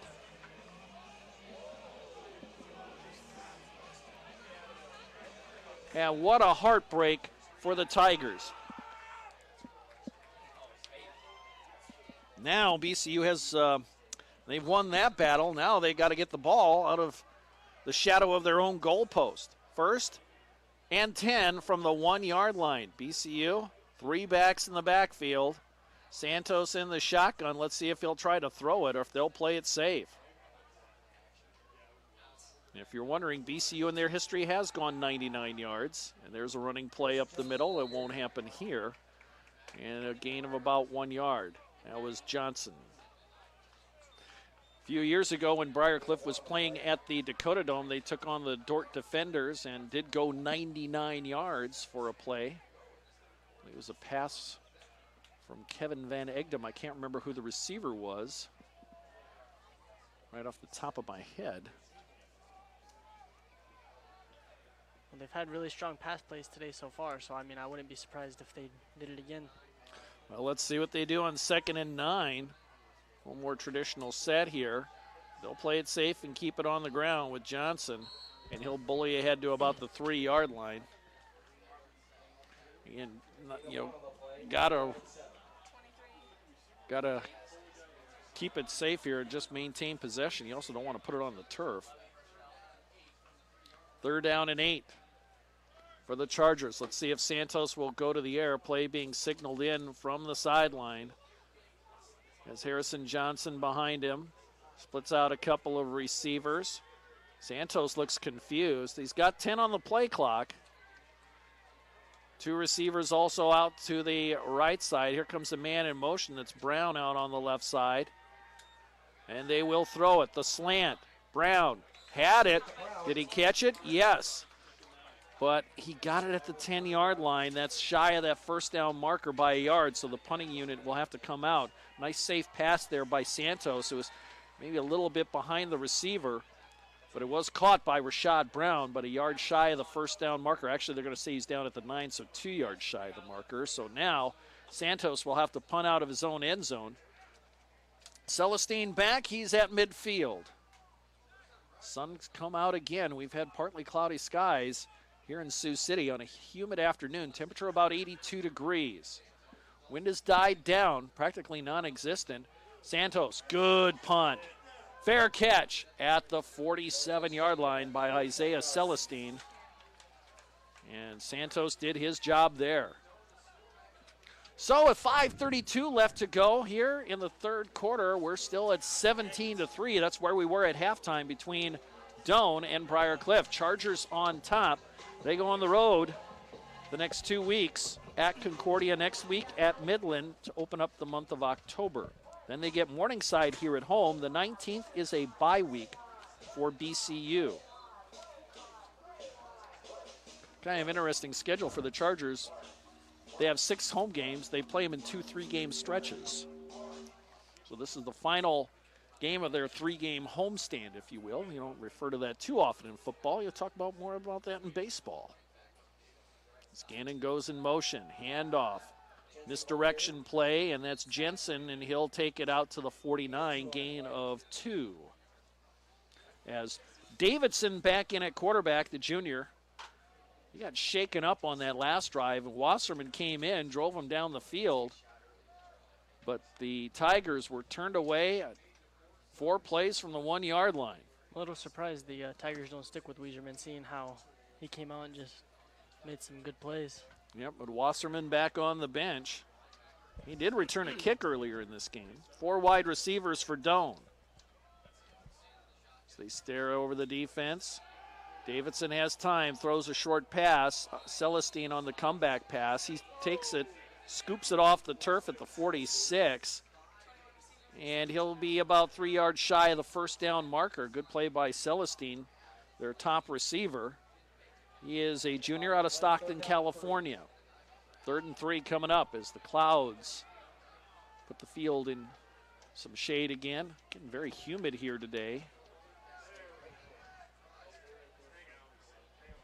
3rd down and 3. Here comes Gannon in motion. They'll give it to him, and he's got a hole in the first down as he's across the 40 to the 39-yard line. Good blocking out on the left side there by Doane as they opened up a hole on that little jet sweep. And shaken up, appears to be one of the linemen. Getting up slowly is Alex Bruner. But he'll stay in. Tigers had only had 1 3rd down conversion coming into the half, and it seems like now they already have 3. Yep, they're doing better here in this half as Bruner's going to have to check out. He's a senior out of Lincoln, Nebraska, the starting center. And he has checked out. Caleb Anderson, we've seen him quite a bit in the afternoon. Hunter Bond checking into the game. They've been switching around a few things on the offensive line for the Tigers, and it will be Anderson at the center position. 1st and 10, Doane from the Charger 39-yard line. Man in motion is Gannon. Play action, throw, pass tipped, incomplete. Asi Tapua slaps it down at the line of scrimmage, incomplete. 3:34 left, 3rd quarter. Chargers 17, Tigers 3. Doane has controlled the ball for most of this third quarter. However, they've put no points on the board. 2nd and 10. 3 receivers out to the right, 1 to the left. Empty backfield now. Here comes the blitz. Roby forces a play action pump, throwing on the run, and it is caught and tackled right away at the 42. Chargers were there. Tappan and Johnson is catching the ball was Baker, and he got crushed. Markel Roby came in on the blitz, and Davidson did a good job to avoid him, but he was running for his life. Baker lost his helmet. He has to check out. 3rd down and 10. 3 minutes and counting here in quarter number 3. No surprise there wasn't a flag on that previous play. It looked like there was quite a bit of holding. Now, here's the question for Doane. If you don't make it from this spot on the field, do you go for it on a potential 4th down? We saw him do it earlier. And now the clock has stopped.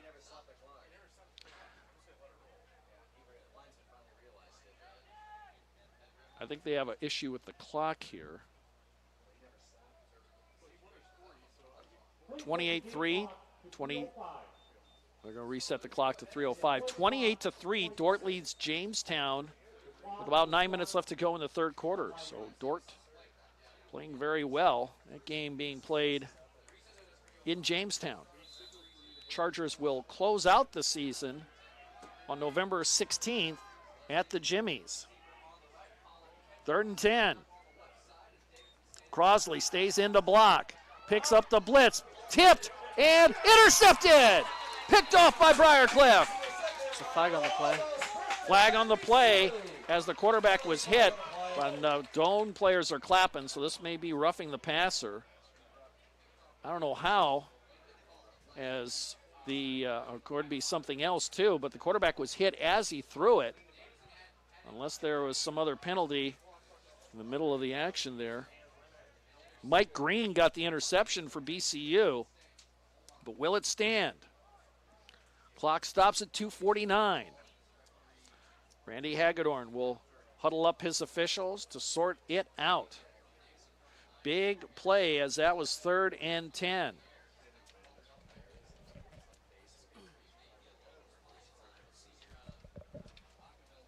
Don't forget women's soccer and men's soccer to follow here at Memorial Field for BCU. Penalty flag thrown back at about the 47-yard line.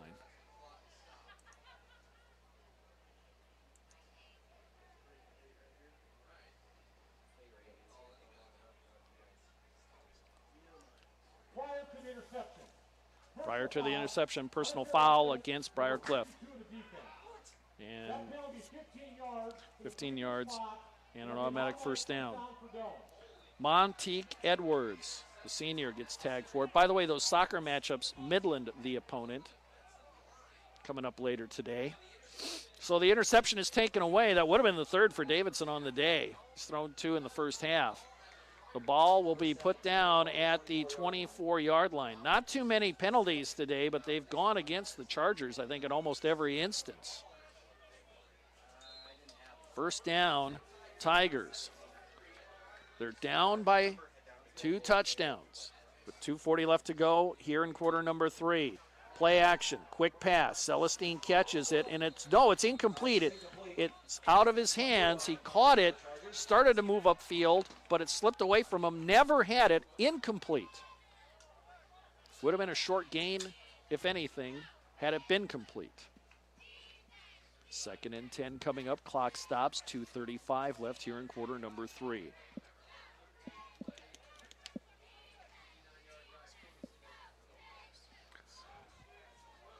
I believe that receiver had caught it, but Tappan had just knocked it out. Never did establish. Or BCU showing blitz, and the quarterback will keep it. That's Wasserman, goes to the sideline and knocked out of bounds. Minimal gain, if anything, on that play, as Adam Wasserman back in. Gassant with the tackle. Good job by BCU to string out that play.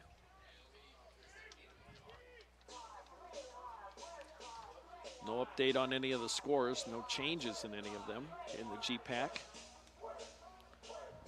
3rd and 9 after that 1-yard run. Wasserman in. Has Jensen to his left at a running back. 3 receivers to the left, 1 out to the right. BCU going to bring the pressure. Wasserman rolls out. Chase throwing on the run and a nice catch at the 12-yard line. And bringing that in was number 85, the backup tight end, Parker Mills, a sophomore out of Wiley, Texas, moved the chains. First down, Doane, and again, Wasserman delivers on 3rd down for Doane. Minute 45 and counting here in the 3rd quarter. Chargers clinging to that 17-3 lead. They turned away Doane once at the 1-yard line. Now they're in the red zone again. 4 wide receivers, man in motion. That is Reimers. Wasserman going to keep it, and he is going to be stopped. 2-yard loss. There were a lot of blue jerseys there. Looked like Tappan was the first to get through. Marcus Tappan, I believe he transferred in from University of Cincinnati last year. He's a senior out of Pasadena and had a really, really good campaign last year for BCU and picking up right where he left off.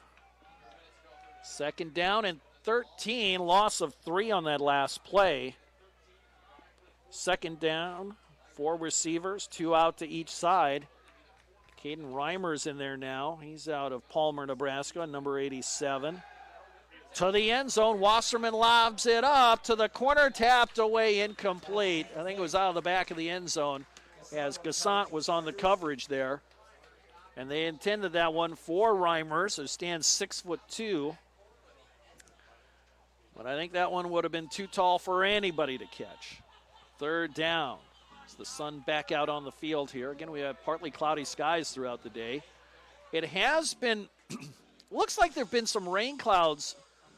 Looked like they were going to move into the area, but they've stayed away so far. 39 seconds left. 3rd down and 13. Ball at the Charger 14-yard line. Wasserman takes the snap, rolls to his right, being chased, throws on the run, tapped away, incomplete. Penalty flag on the play as the defender went up over the receiver, and that was Baker, the intended receiver, in the end zone. But this may be pass interference. And if so, that will be a 1st down for the Tigers.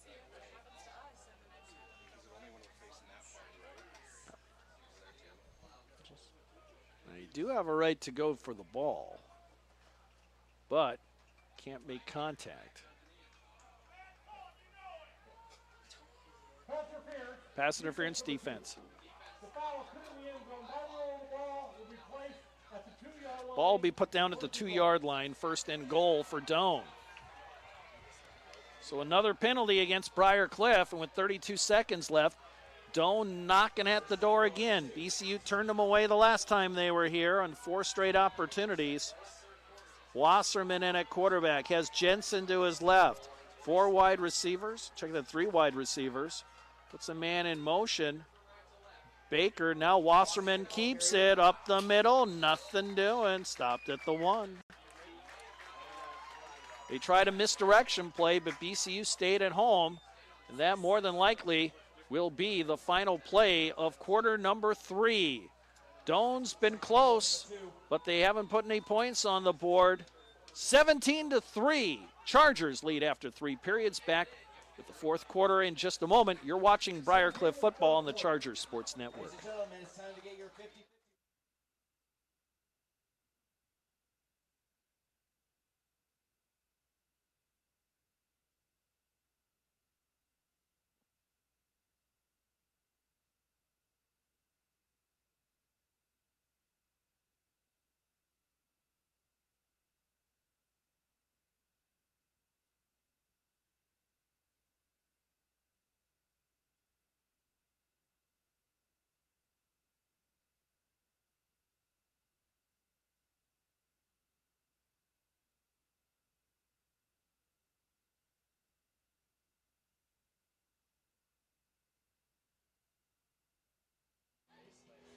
Here are the stats after 3 periods of play. Time of possession dominated by Doane, 10 minutes more than BCU. They're 6 of 13 now on third downs, just 2 of 8 for the Chargers. 12 first downs for Doane, 7 for the Chargers. Chargers, I think, had the ball only like once in that third period of play. Offense starting to even out now. 200 yards for BCU, 158 for Doane. Penalties, 3 against Briar Cliff for 42 yards, 1 against Doane for 5. And it is Davidson, 9 of 18 passing. Wasserman is 4 of 5. Santos, 12 of 16 for BCU. Second and goal from the 2-yard line. Steve Toom here along with Nick Chubbas from Memorial Field. Homecoming for BCU. Wasserman under center. Play action, rolls out. He's going to try to make it to the end zone. He'll run it in himself.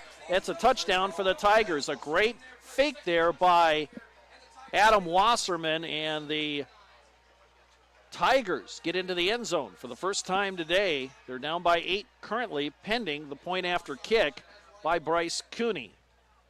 He's 3 of 3 on the season. The holder is Josh Baker. Seth Solano is the snapper. And the point after kick is good. 14:54 left to go in regulation. It's 17-10 in favor of Briar Cliff. Let's check out some more of these stats here. Nobody scored in that third period of play. It is Daragene leading the way for Doane on the ground with 20 yards rushing, 19 for Jacoby White and 10 for Kyle Jensen.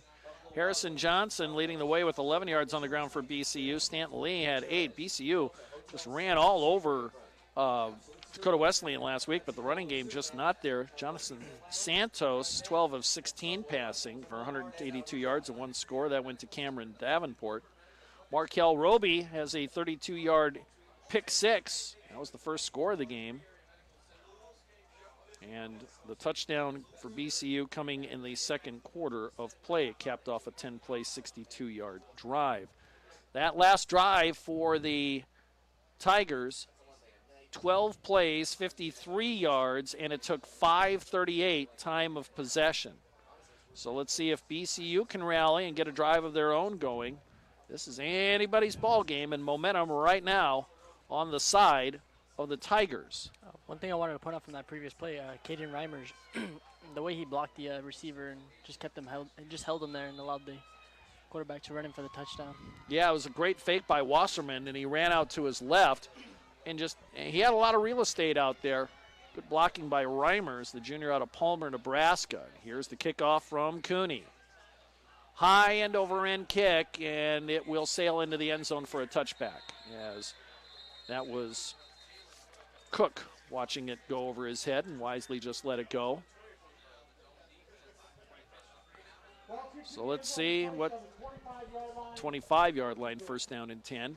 Jamestown has scored a touchdown, but it's still doored up late in the third quarter. That one, 28-10. Concordia is extending its lead over Hastings. 5 minutes left to go, third quarter, 36-0. Bulldogs. And it's still 30-15. Morningside over Midland at across town. Here at Memorial Field, it's Briar Cliff leading by 7. Their offense has not seen the field a whole lot, and now Briar Cliff has to spend a timeout coming out of the huddle. You hate seeing that because that's the second timeout spent by Briar Cliff here in this half. They only have one left, and you may need those later on. Those timeouts worth their weight in gold, especially in a 7-point game. Yeah, well, just seeing how close this game is right now, it's just, like you said, they may need them. Some scores from major college football on the scoreboard here. Wisconsin beats Michigan 35-14. That game never in doubt. Indiana beats UConn 38-3. It was Michigan State beating Northwestern 31-10. Boston College over Rutgers 30-16. That in Big Ten action here. Miami of Ohio leads Ohio State 5-0 halfway through the first. I believe Ohio State has not lost to a college team in the state of Ohio since 1920. High snap, And it's going to be Davenport on the sweep, and he'll go to the left side and gets out of bounds shy of the 30-yard line. Let's see where they finally spot him out at the 28. So that's a gain of about 3 on the play. Top 25 college football scores for you. LSU leading Vanderbilt 66-31. Alabama beat Southern Miss today 49-7.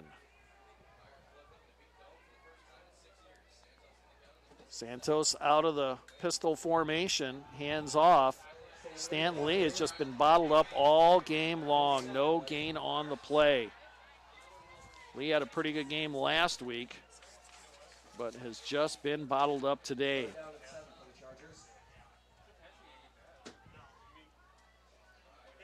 Third down coming up for BCU. Boy, they need to pick up some first downs, if anything, to give that defense a rest. That defense was on the field for just about the entire third quarter of play. Third down, we'll call it 7. Man in motion, Davenport. Play action over the middle. Caught by Kobe Johnson across the 40 to the 45-yard line. A little slant pattern, but it is successful. First down, Chargers. They needed that one.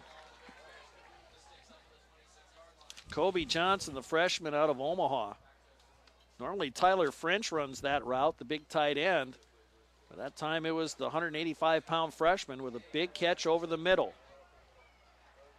From the 46. First and 10.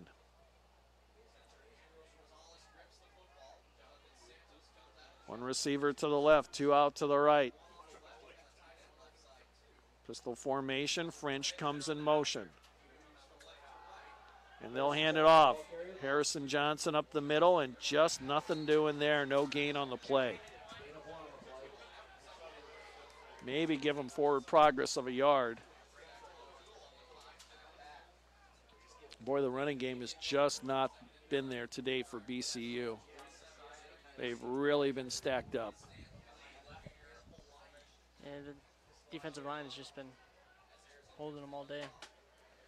Yep, and the 3-4 defense for Doane. They've been, at times, crowding the box for sneaking those linebackers up there like they're doing right now. Play action over the middle, too high for French, incomplete. That is dangerous.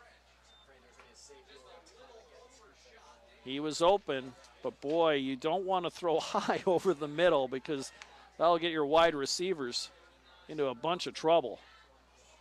Rashad Brown checks into the game on third down and 9. 12:15 left to go in regulation. Chargers up by 7. Santos with one running back to his right.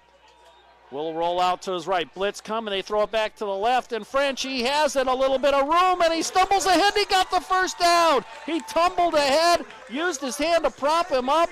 And he gets to the 42-yard line of the Tigers. First down. What a play by French. He has just been stellar today for BCU. To quote Keith Jackson, rumbling, stumbling down the field. Oh, Nelly. First down, Chargers. Pistol formation with Gutierrez blocking. Here's a pass. Wide open French at the 30 to the 20. Down the sideline. Shoved out of bounds at the 16. First down, BCU.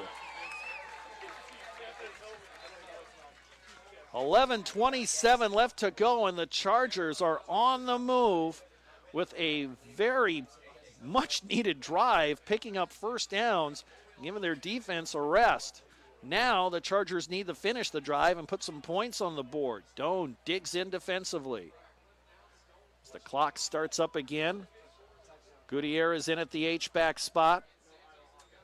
And it'll be a handoff. Lee, a little bit of room. He gets to the 10, his best run of the day. He's stopped shy of the 5-yard line. Let's see where they put him down. I think it's at the 6. And they're going to give him inside this, or they put him down at the 6. First down and goal to go for Briar Cliff from the 6-yard line, and the clock, more importantly, keeps on running. 10:33 and counting. Santos brings him up as Gutierrez as an H-back to the left. Lee with 3 rushing touchdowns on the year. Can he get number 4? He'll get an opportunity, but it's shut down right away, and a loss on the play. Connor O'Toole, senior linebacker out of Wilbur, Nebraska, makes a big tackle for loss there. Loss 3. Crossing the 10-minute threshold here in the 4th quarter. Chargers, 2nd and goal from the 9. French checks out of the game, the big tight end. They'll go with a more passing-oriented set here. 3 wide receivers, 2 to the left, 1 out to the right. Lee, the running back, to the left. Here comes Davenport in motion. They'll swing it to him on a bubble screen. Catches it in the backfield, gets a block to the 5, dives ahead to the 4-yard line right by the left sideline. So a gain of 5 brings up 3rd and goal from the 5. Now, if you're BCU, do you play it safe, run the football? If you don't make it, kick the field goal, go up by 2 scores, or do you try to make a play for the end zone on a pass, perhaps? French has checked back into the game. Seeing how they've had a lot more success today on the pass play rather than the running play, I'd say they probably should go for the pass. Well, let's see what happens here. They're on the left hash mark. Johnson comes in motion. Now here comes Davenport, and it's a handoff. Lee to the right side, and he'll be met at the line of scrimmage. No gain on the play. It's a flag on the play, though.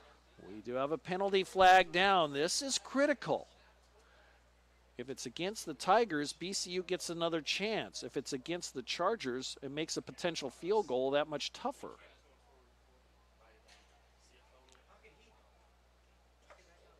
And let's see what Randy Hagedorn will signal to us, our referee today. Illegal formation, offense. Illegal formation on the offense. Penalty is declined. It's 4th down. So with 8:48 left, let's see what Dennis Wagner will do. Here comes the field goal unit, it looks like. Yes, and here's Manthana onto the field. Left-footed kicker will have Jalen Cook to hold. This will be a 21-yard field goal, not much farther than an extra point. Close to the right hash mark. Clock starts up again. Here's the snap. It's down. The kick is up, and it is good. 23-yarder here. And a 20-10 lead in favor of Briar Cliff with 8:36 left to go in regulation.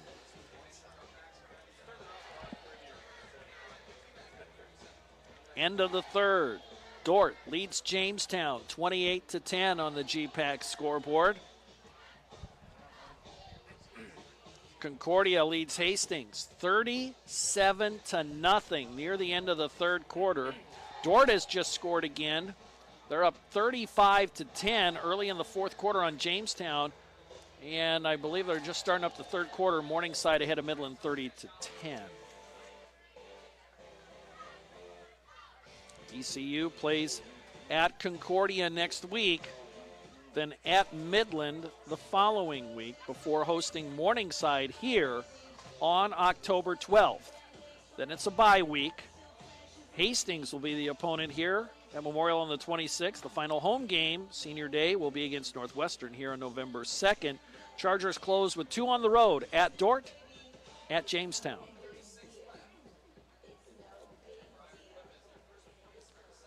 First points of the second half just scored by BCU, and desperately needed points. Doane had momentum here in the second half, but now they're up by 2 scores.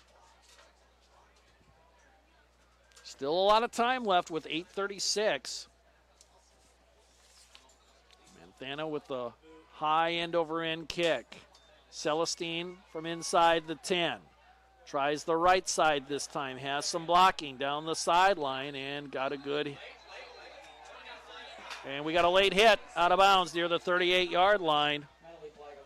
As Celestine was run out of bounds and then took a shot over right in front of the Doane team gathered on the sideline. And if this is a late hit, that's a costly one against BCU. Personal foul, kicking team number 26, 15 yards from the other on, first down. That's Zeke Webster with the penalty on special teams, so they'll tack on some yardage. All the way to the 49-yard line of Doane. Good field position for the Tigers, down by 10. They have 2 timeouts left and 8:26 on the game clock. And it's Wasserman in at quarterback, sends Gannon in motion. He'll hand it off. Running back will get to the 49-yard line of BCU. That is Darragine.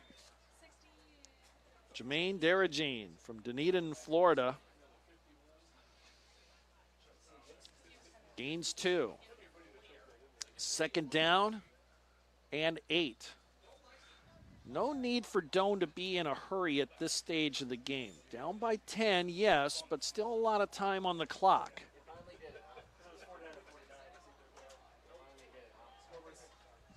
Two receivers out to the left, 2 out to the right. And it's going to be a keeper by Wasserman. Pursued, penalty flag down. So is Wasserman after a 2-yard gain. Quarterback keeper all the way. Holding offense. They're going to catch Sam Vanderslice, the junior out of Bellevue, Nebraska. And I think they'll back him up 10. And nothing kills a offensive drive faster than a holding penalty. And again, it's from the spot of the infraction, I believe, so that'll back them up. Let's see where they officially put the ball down at. They'll put it down at the 41. So it'll be 2nd and 18. Doane needs to pick up a first down here. Don't want to give it back to the Chargers and have them try to run out the clock. Wasserman stands tall, throws a pass, gets it out to midfield. That's Mills with the catch. Got the penalty yardage back, but it still brings up 3rd down, and it'll be 9 yards to go for a Tiger first down. Coming up on the 7-minute mark here in period number 4. Chargers up by 2 scores.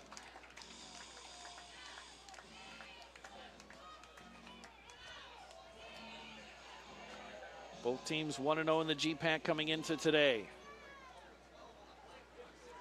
Play clock winding down at 8 seconds left. Wasserman puts a man in motion. That's Gannon. BCU showing blitz.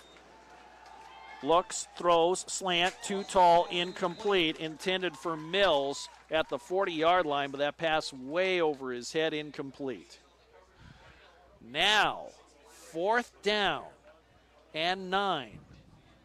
And here comes the punting unit onto the field for Doane. And I think this is the right call for Doane. Your defense for the Tigers has been playing pretty well. You got 2 timeouts with 6:39 on the clock. Sudbeck, the punter, has been punting well today. Roby stands at his own 20. Wind picked up a little bit, but not really much of a factor. Good punt. Fair catch at the 10 by Roby. Sudbeck did his job, and now the Tiger defense must dig in. For BCU, they just need to move the sticks, and they can secure the victory. Morningside has scored again against Midland. 3rd quarter up 37-15. That game a 1:30 start. Concordia has scored again. They lead Hastings early in the 4th, 44-0. And 9 minutes left to go in the 4th. Dort ahead of Jamestown, 35-10. Santos in at quarterback. 2 running backs in the backfield with him. High snap, and it'll be Harrison Johnson. Tries the right side, tumbles ahead. Maybe got a couple of yards, and that is all. I'm a bit surprised the Tigers actually punted it, seeing how long the last drive took for the Chargers. I would One would think, but 4th and 9, boy, that's a tall task. Yeah. You know, you still have time if you're Doane, if they can hold BCU to a 3 and out and get decent field position with 2 timeouts, they got an opportunity. I think if it had been maybe 4th and 3 or 4, they might have gone for it, but 4th and 9 from midfield with this stage in the game. Try to play some field position as Santos throws over the middle. It's going to be tipped and incomplete. Oh, that was almost picked off. Connor O'Toole had it in his hands, but he just couldn't secure it, and BCU dodges a major bullet there. Santos throwing on the run, and O'Toole was in the perfect position, just couldn't haul it in, and he'll be having nightmares about that one.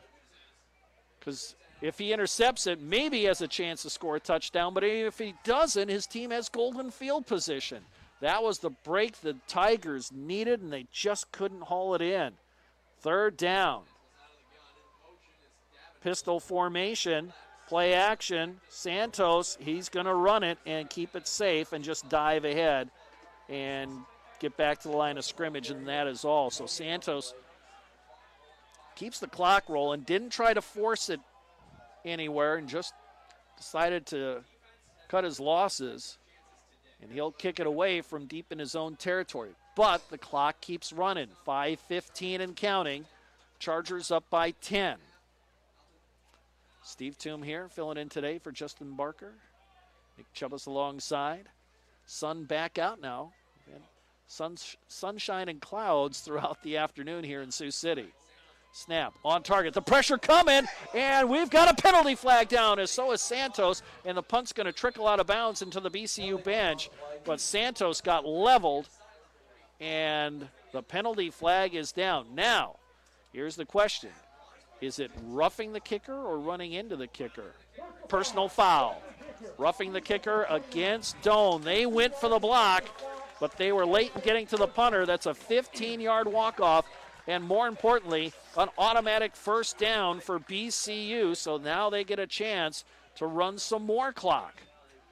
Now, if you're Doane with 4:51 left, you have to start thinking, you got to think 3 and out, and you may have to start spending those timeouts now. But most importantly for the Tigers, you got to stop the Charger offense.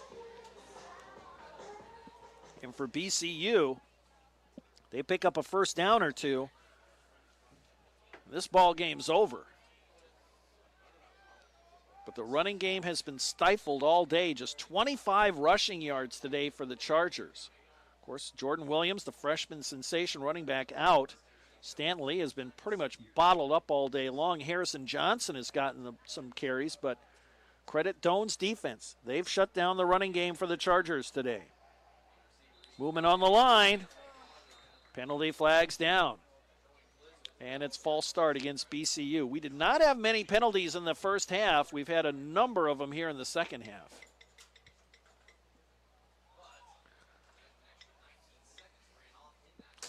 Clock stops with 4:32 left.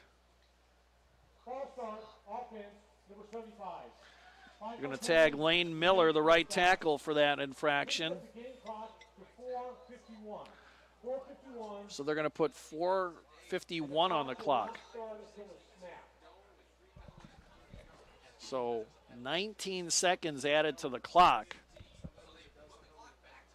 That helps Doane, but it won't matter much if BCU can pick up some 1st downs here.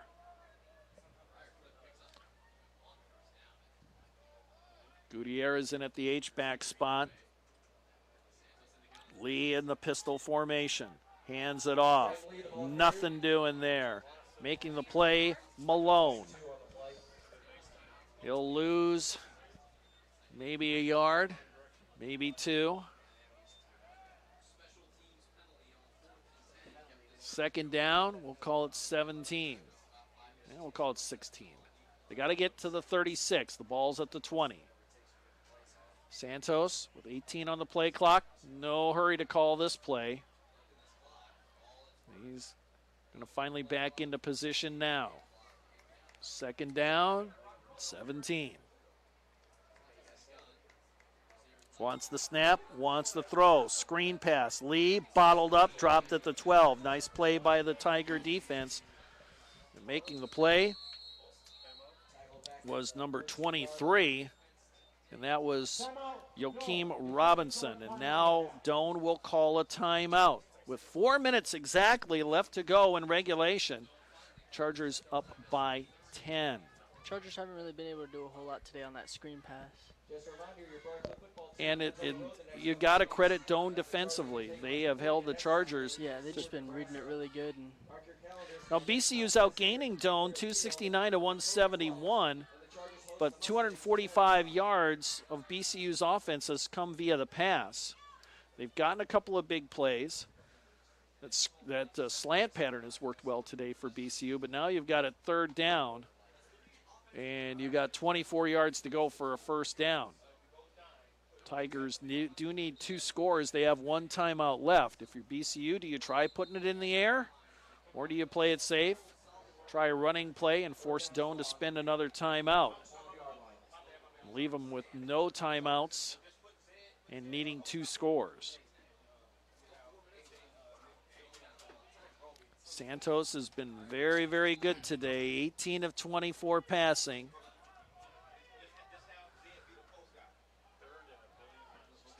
Third and 24 for the Chargers. 12 on the play clock as Santos will line them up. As Johnson is the lone setback. And he'll try to throw the ball. Has time. Throws down the sideline. French incomplete at the 30-yard line. Oh, knocked over one of the assistants, and Tyler helps him back up. Even if he catches it, it would have been shy of the first down marker. And now BCU has to punt from deep in their own territory. They got a good chunk of that play clock off, though, so. 3:54 left. That play took 6 seconds. And Doane doesn't spend a timeout, so they got 1 in their back pocket. And Santos will stand at his own goal line to kick it away. Celestine at his own 45. Not much of a wind. It's picked up a little bit. On target. Kick.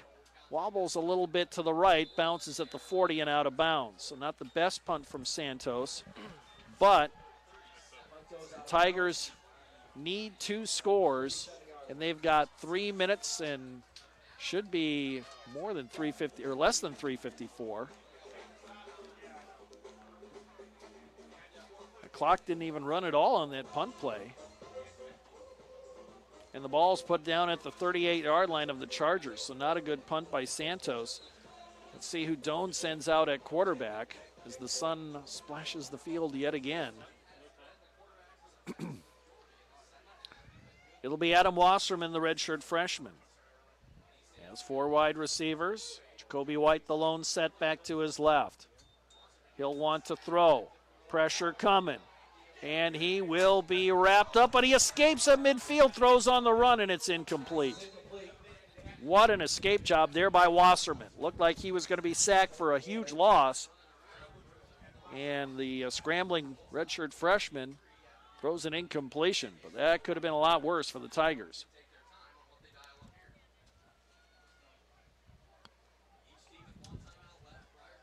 Second down and 10. Wasserman showed earlier this game, though, in the third quarter that he was a pretty mobile quarterback. Indeed.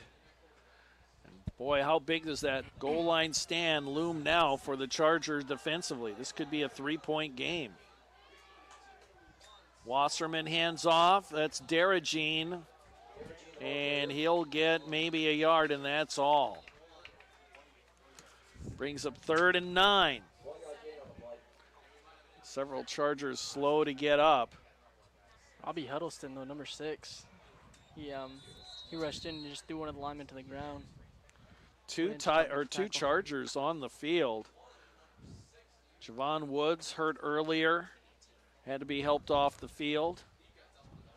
And limping off the field on one leg, you see there is number 60. That's Ricardo Torres, senior out of Pico Rivera, California. He's been a stalwart on that defensive line. And we have another player down. I think that might be Alexander Johnson. Or is that Robert Robertson? It is Robertson. Or Robinson, rather, and boy, you can't afford to have him not out there, but boy, he's played a dynamite game. And Omar Dials came out earlier today. Boy, just more injuries racking up for BCU as you start to head into the heart of the GPAC schedule. 3rd down and 9 coming up. Now some reserves are going to be playing key minutes along that defensive line for BCU. Wasserman looks things over on 3rd down and 9 from the Charger 37-yard line. Play action, rollout, throws, on the run. Crosley gets the 1st down. He'll be at the sticks, exactly what he needed. Got to the 27, 1st down. Tigers. And he gets out of bounds, though the clock will start up. 3 minutes left to go. And now they'll stop. I thought he got out of bounds and the clock should have stopped.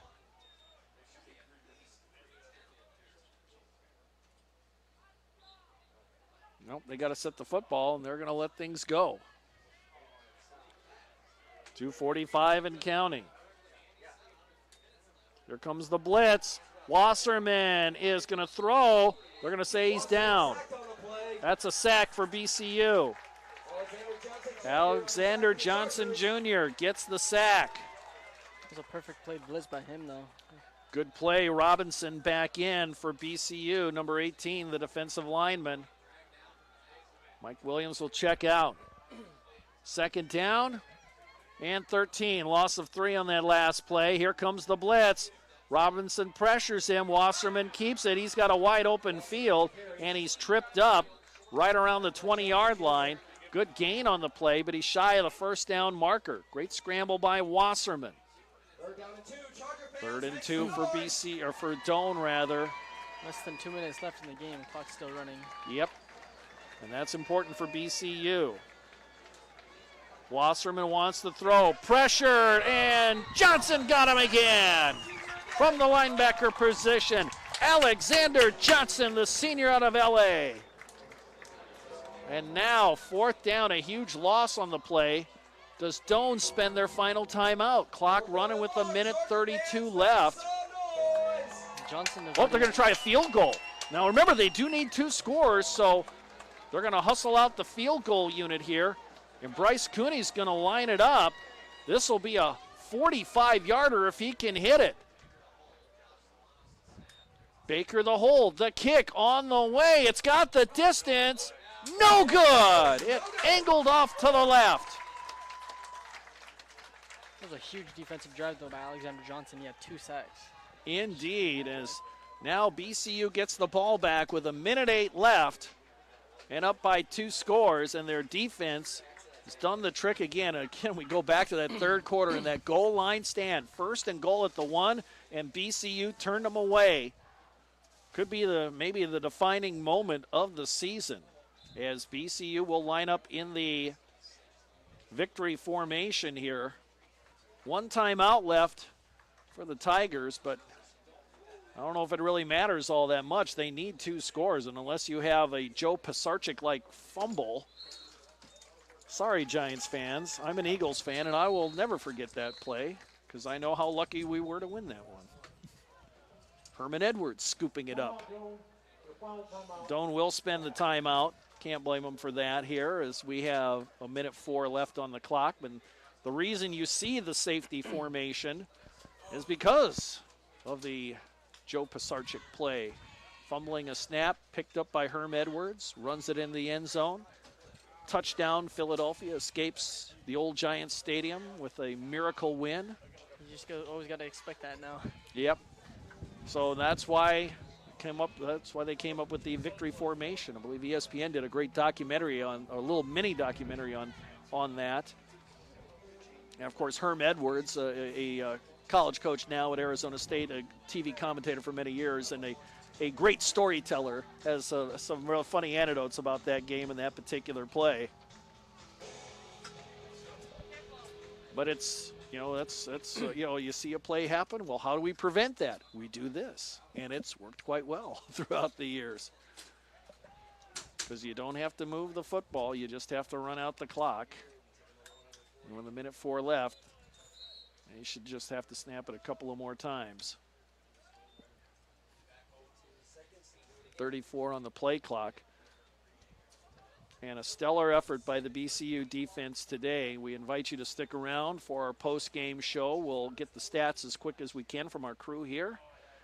And we will preview what's coming up. Of course, soccer coming up here at Memorial Field after this game concludes. The women's matchup scheduled for about a 5 o'clock start. The men for 7 o'clock, Midland the opponent. As Santos takes the knee one last time, and that will do it. Your final score from Memorial Field, a happy homecoming for the Royal Blue and Gold. Briar Cliff downs Doane, their first victory since 2013 over the Tigers. 20-10, the final score in favor of Briar Cliff. The Cliff improves to 3-1 overall, 2-0 in conference play. Doane is now 1-3. They are 1-1 in GPAC play. Let's check out the final stats here. First of all, first downs relatively even, 13-12 in favor of Doane. Time of possession did even out. It's still plus 5 minutes in front or for Doane in the second half. They were 7 of 16 on third downs, just 4 of 14 for Briar Cliff. Total offense, 259 for BCU, 181 for Doane. 238 through the air for BCU, but just 21 yards on the ground today for the Chargers. 48 on the ground for Doane, 133 through the air for the Tigers. Penalties, 5 against Briar Cliff, 3 against Doane. So I think we had 1 at halftime. We had a whole bunch of penalties, 7 of them in the second half for both teams combined. For BCU today, Jonathan Santos, 18 of 25 passing, 238 yards and a touchdown on the ground. Stanton Lee, 12 carries for just 13 yards. Harrison Johnson had 11 carries for 12 yards. Credit the Tiger defense for shutting down the BCU running game today. Cameron Davenport, 6 catches, 38 yards and a score. But Tyler French, I think he was the big man today along with Santos. 5 catches, 135 yards, including a big 63-yarder. Rashad Brown, a couple big catches today. He ended up with 3 overall for 37 yards. And Kobe Johnson, 2 catches for 35 yards. Punting-wise, Santos 4, and he averaged 37.8 punts today, or 37.8 yards on his punts today. Meanwhile, for Doane, Jermaine Daragine had 7 carries for 23 yards, 7 carries, 19 yards for Jacoby White, and Kyle Jensen, 7 carries for 10 yards. So credit the BCU defense. They were strong today. And they were. Drake Davidson, 9 of 18 passing, 61 yards, 2 interceptions, and Adam Wasserman, 6 of 9 passing rather for 72 yards. He was sacked a couple of times. Josh Baker with 4 catches for 34 yards, 4 catches for Brandon Gannon for 20 yards, 2 each for Celestine and Mills, 22 and 21 yards respectively. And Levi Sudbeck, 4 punts, averaged 40.5 yards per kick. So that's how the stats stack up. Defensively,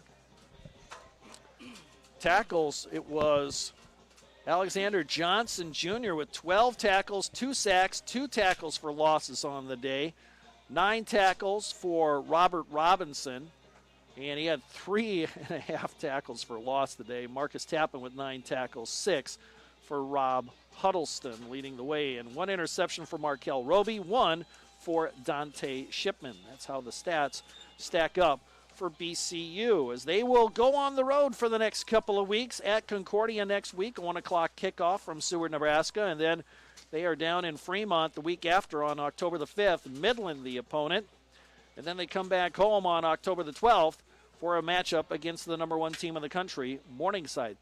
Chargers have a bye on the 19th of October, then they are back at home for 2 more games against Hastings to close out October. They open up November on the 2nd with a home game against Northwestern. Then they finish up the season at Dordt on the November the 9th and at Jamestown on November the 16th. For the Doane Tigers, they play home against Hastings next week, on the road at Dakota Wesleyan. They play Jamestown at home on the 12th, against Dordt at home on the 19th. Then their last three are on the road at Northwestern on the 26th, home against Morningside, and they close out at Midland. So that's the schedule for the Doane University Tigers the rest of the way. So we hope you enjoyed listening to our webcast today. Nick, thank you very much for helping everything here and running the camera as you pulled double duty here today. Thanks to Kevin Pottabaum and to Megan Glover for their assistance here from the Sports Information Department here at Briar Cliff. And it'll be Justin Barker the next time out here in a few weeks, as Morningside will be the opponent here on October the 12th at Memorial Field. And don't forget, women's soccer scheduled for a 5 o'clock start here from Memorial Field. It'll be followed by the men against Midland. So more homecoming activities happening here at Memorial Field. And it was a lot of fun to be back behind the microphone again. I hope to talk to you again real soon. This is Steve Toombs signing off from Memorial Field. Happy homecoming today for the Royal Blue and Gold. They win. Your final score, Briar Cliff 20 and Doane 10. We'll see you next time. You've been watching Briar Cliff football on the Chargers Sports Network. Good afternoon, everybody.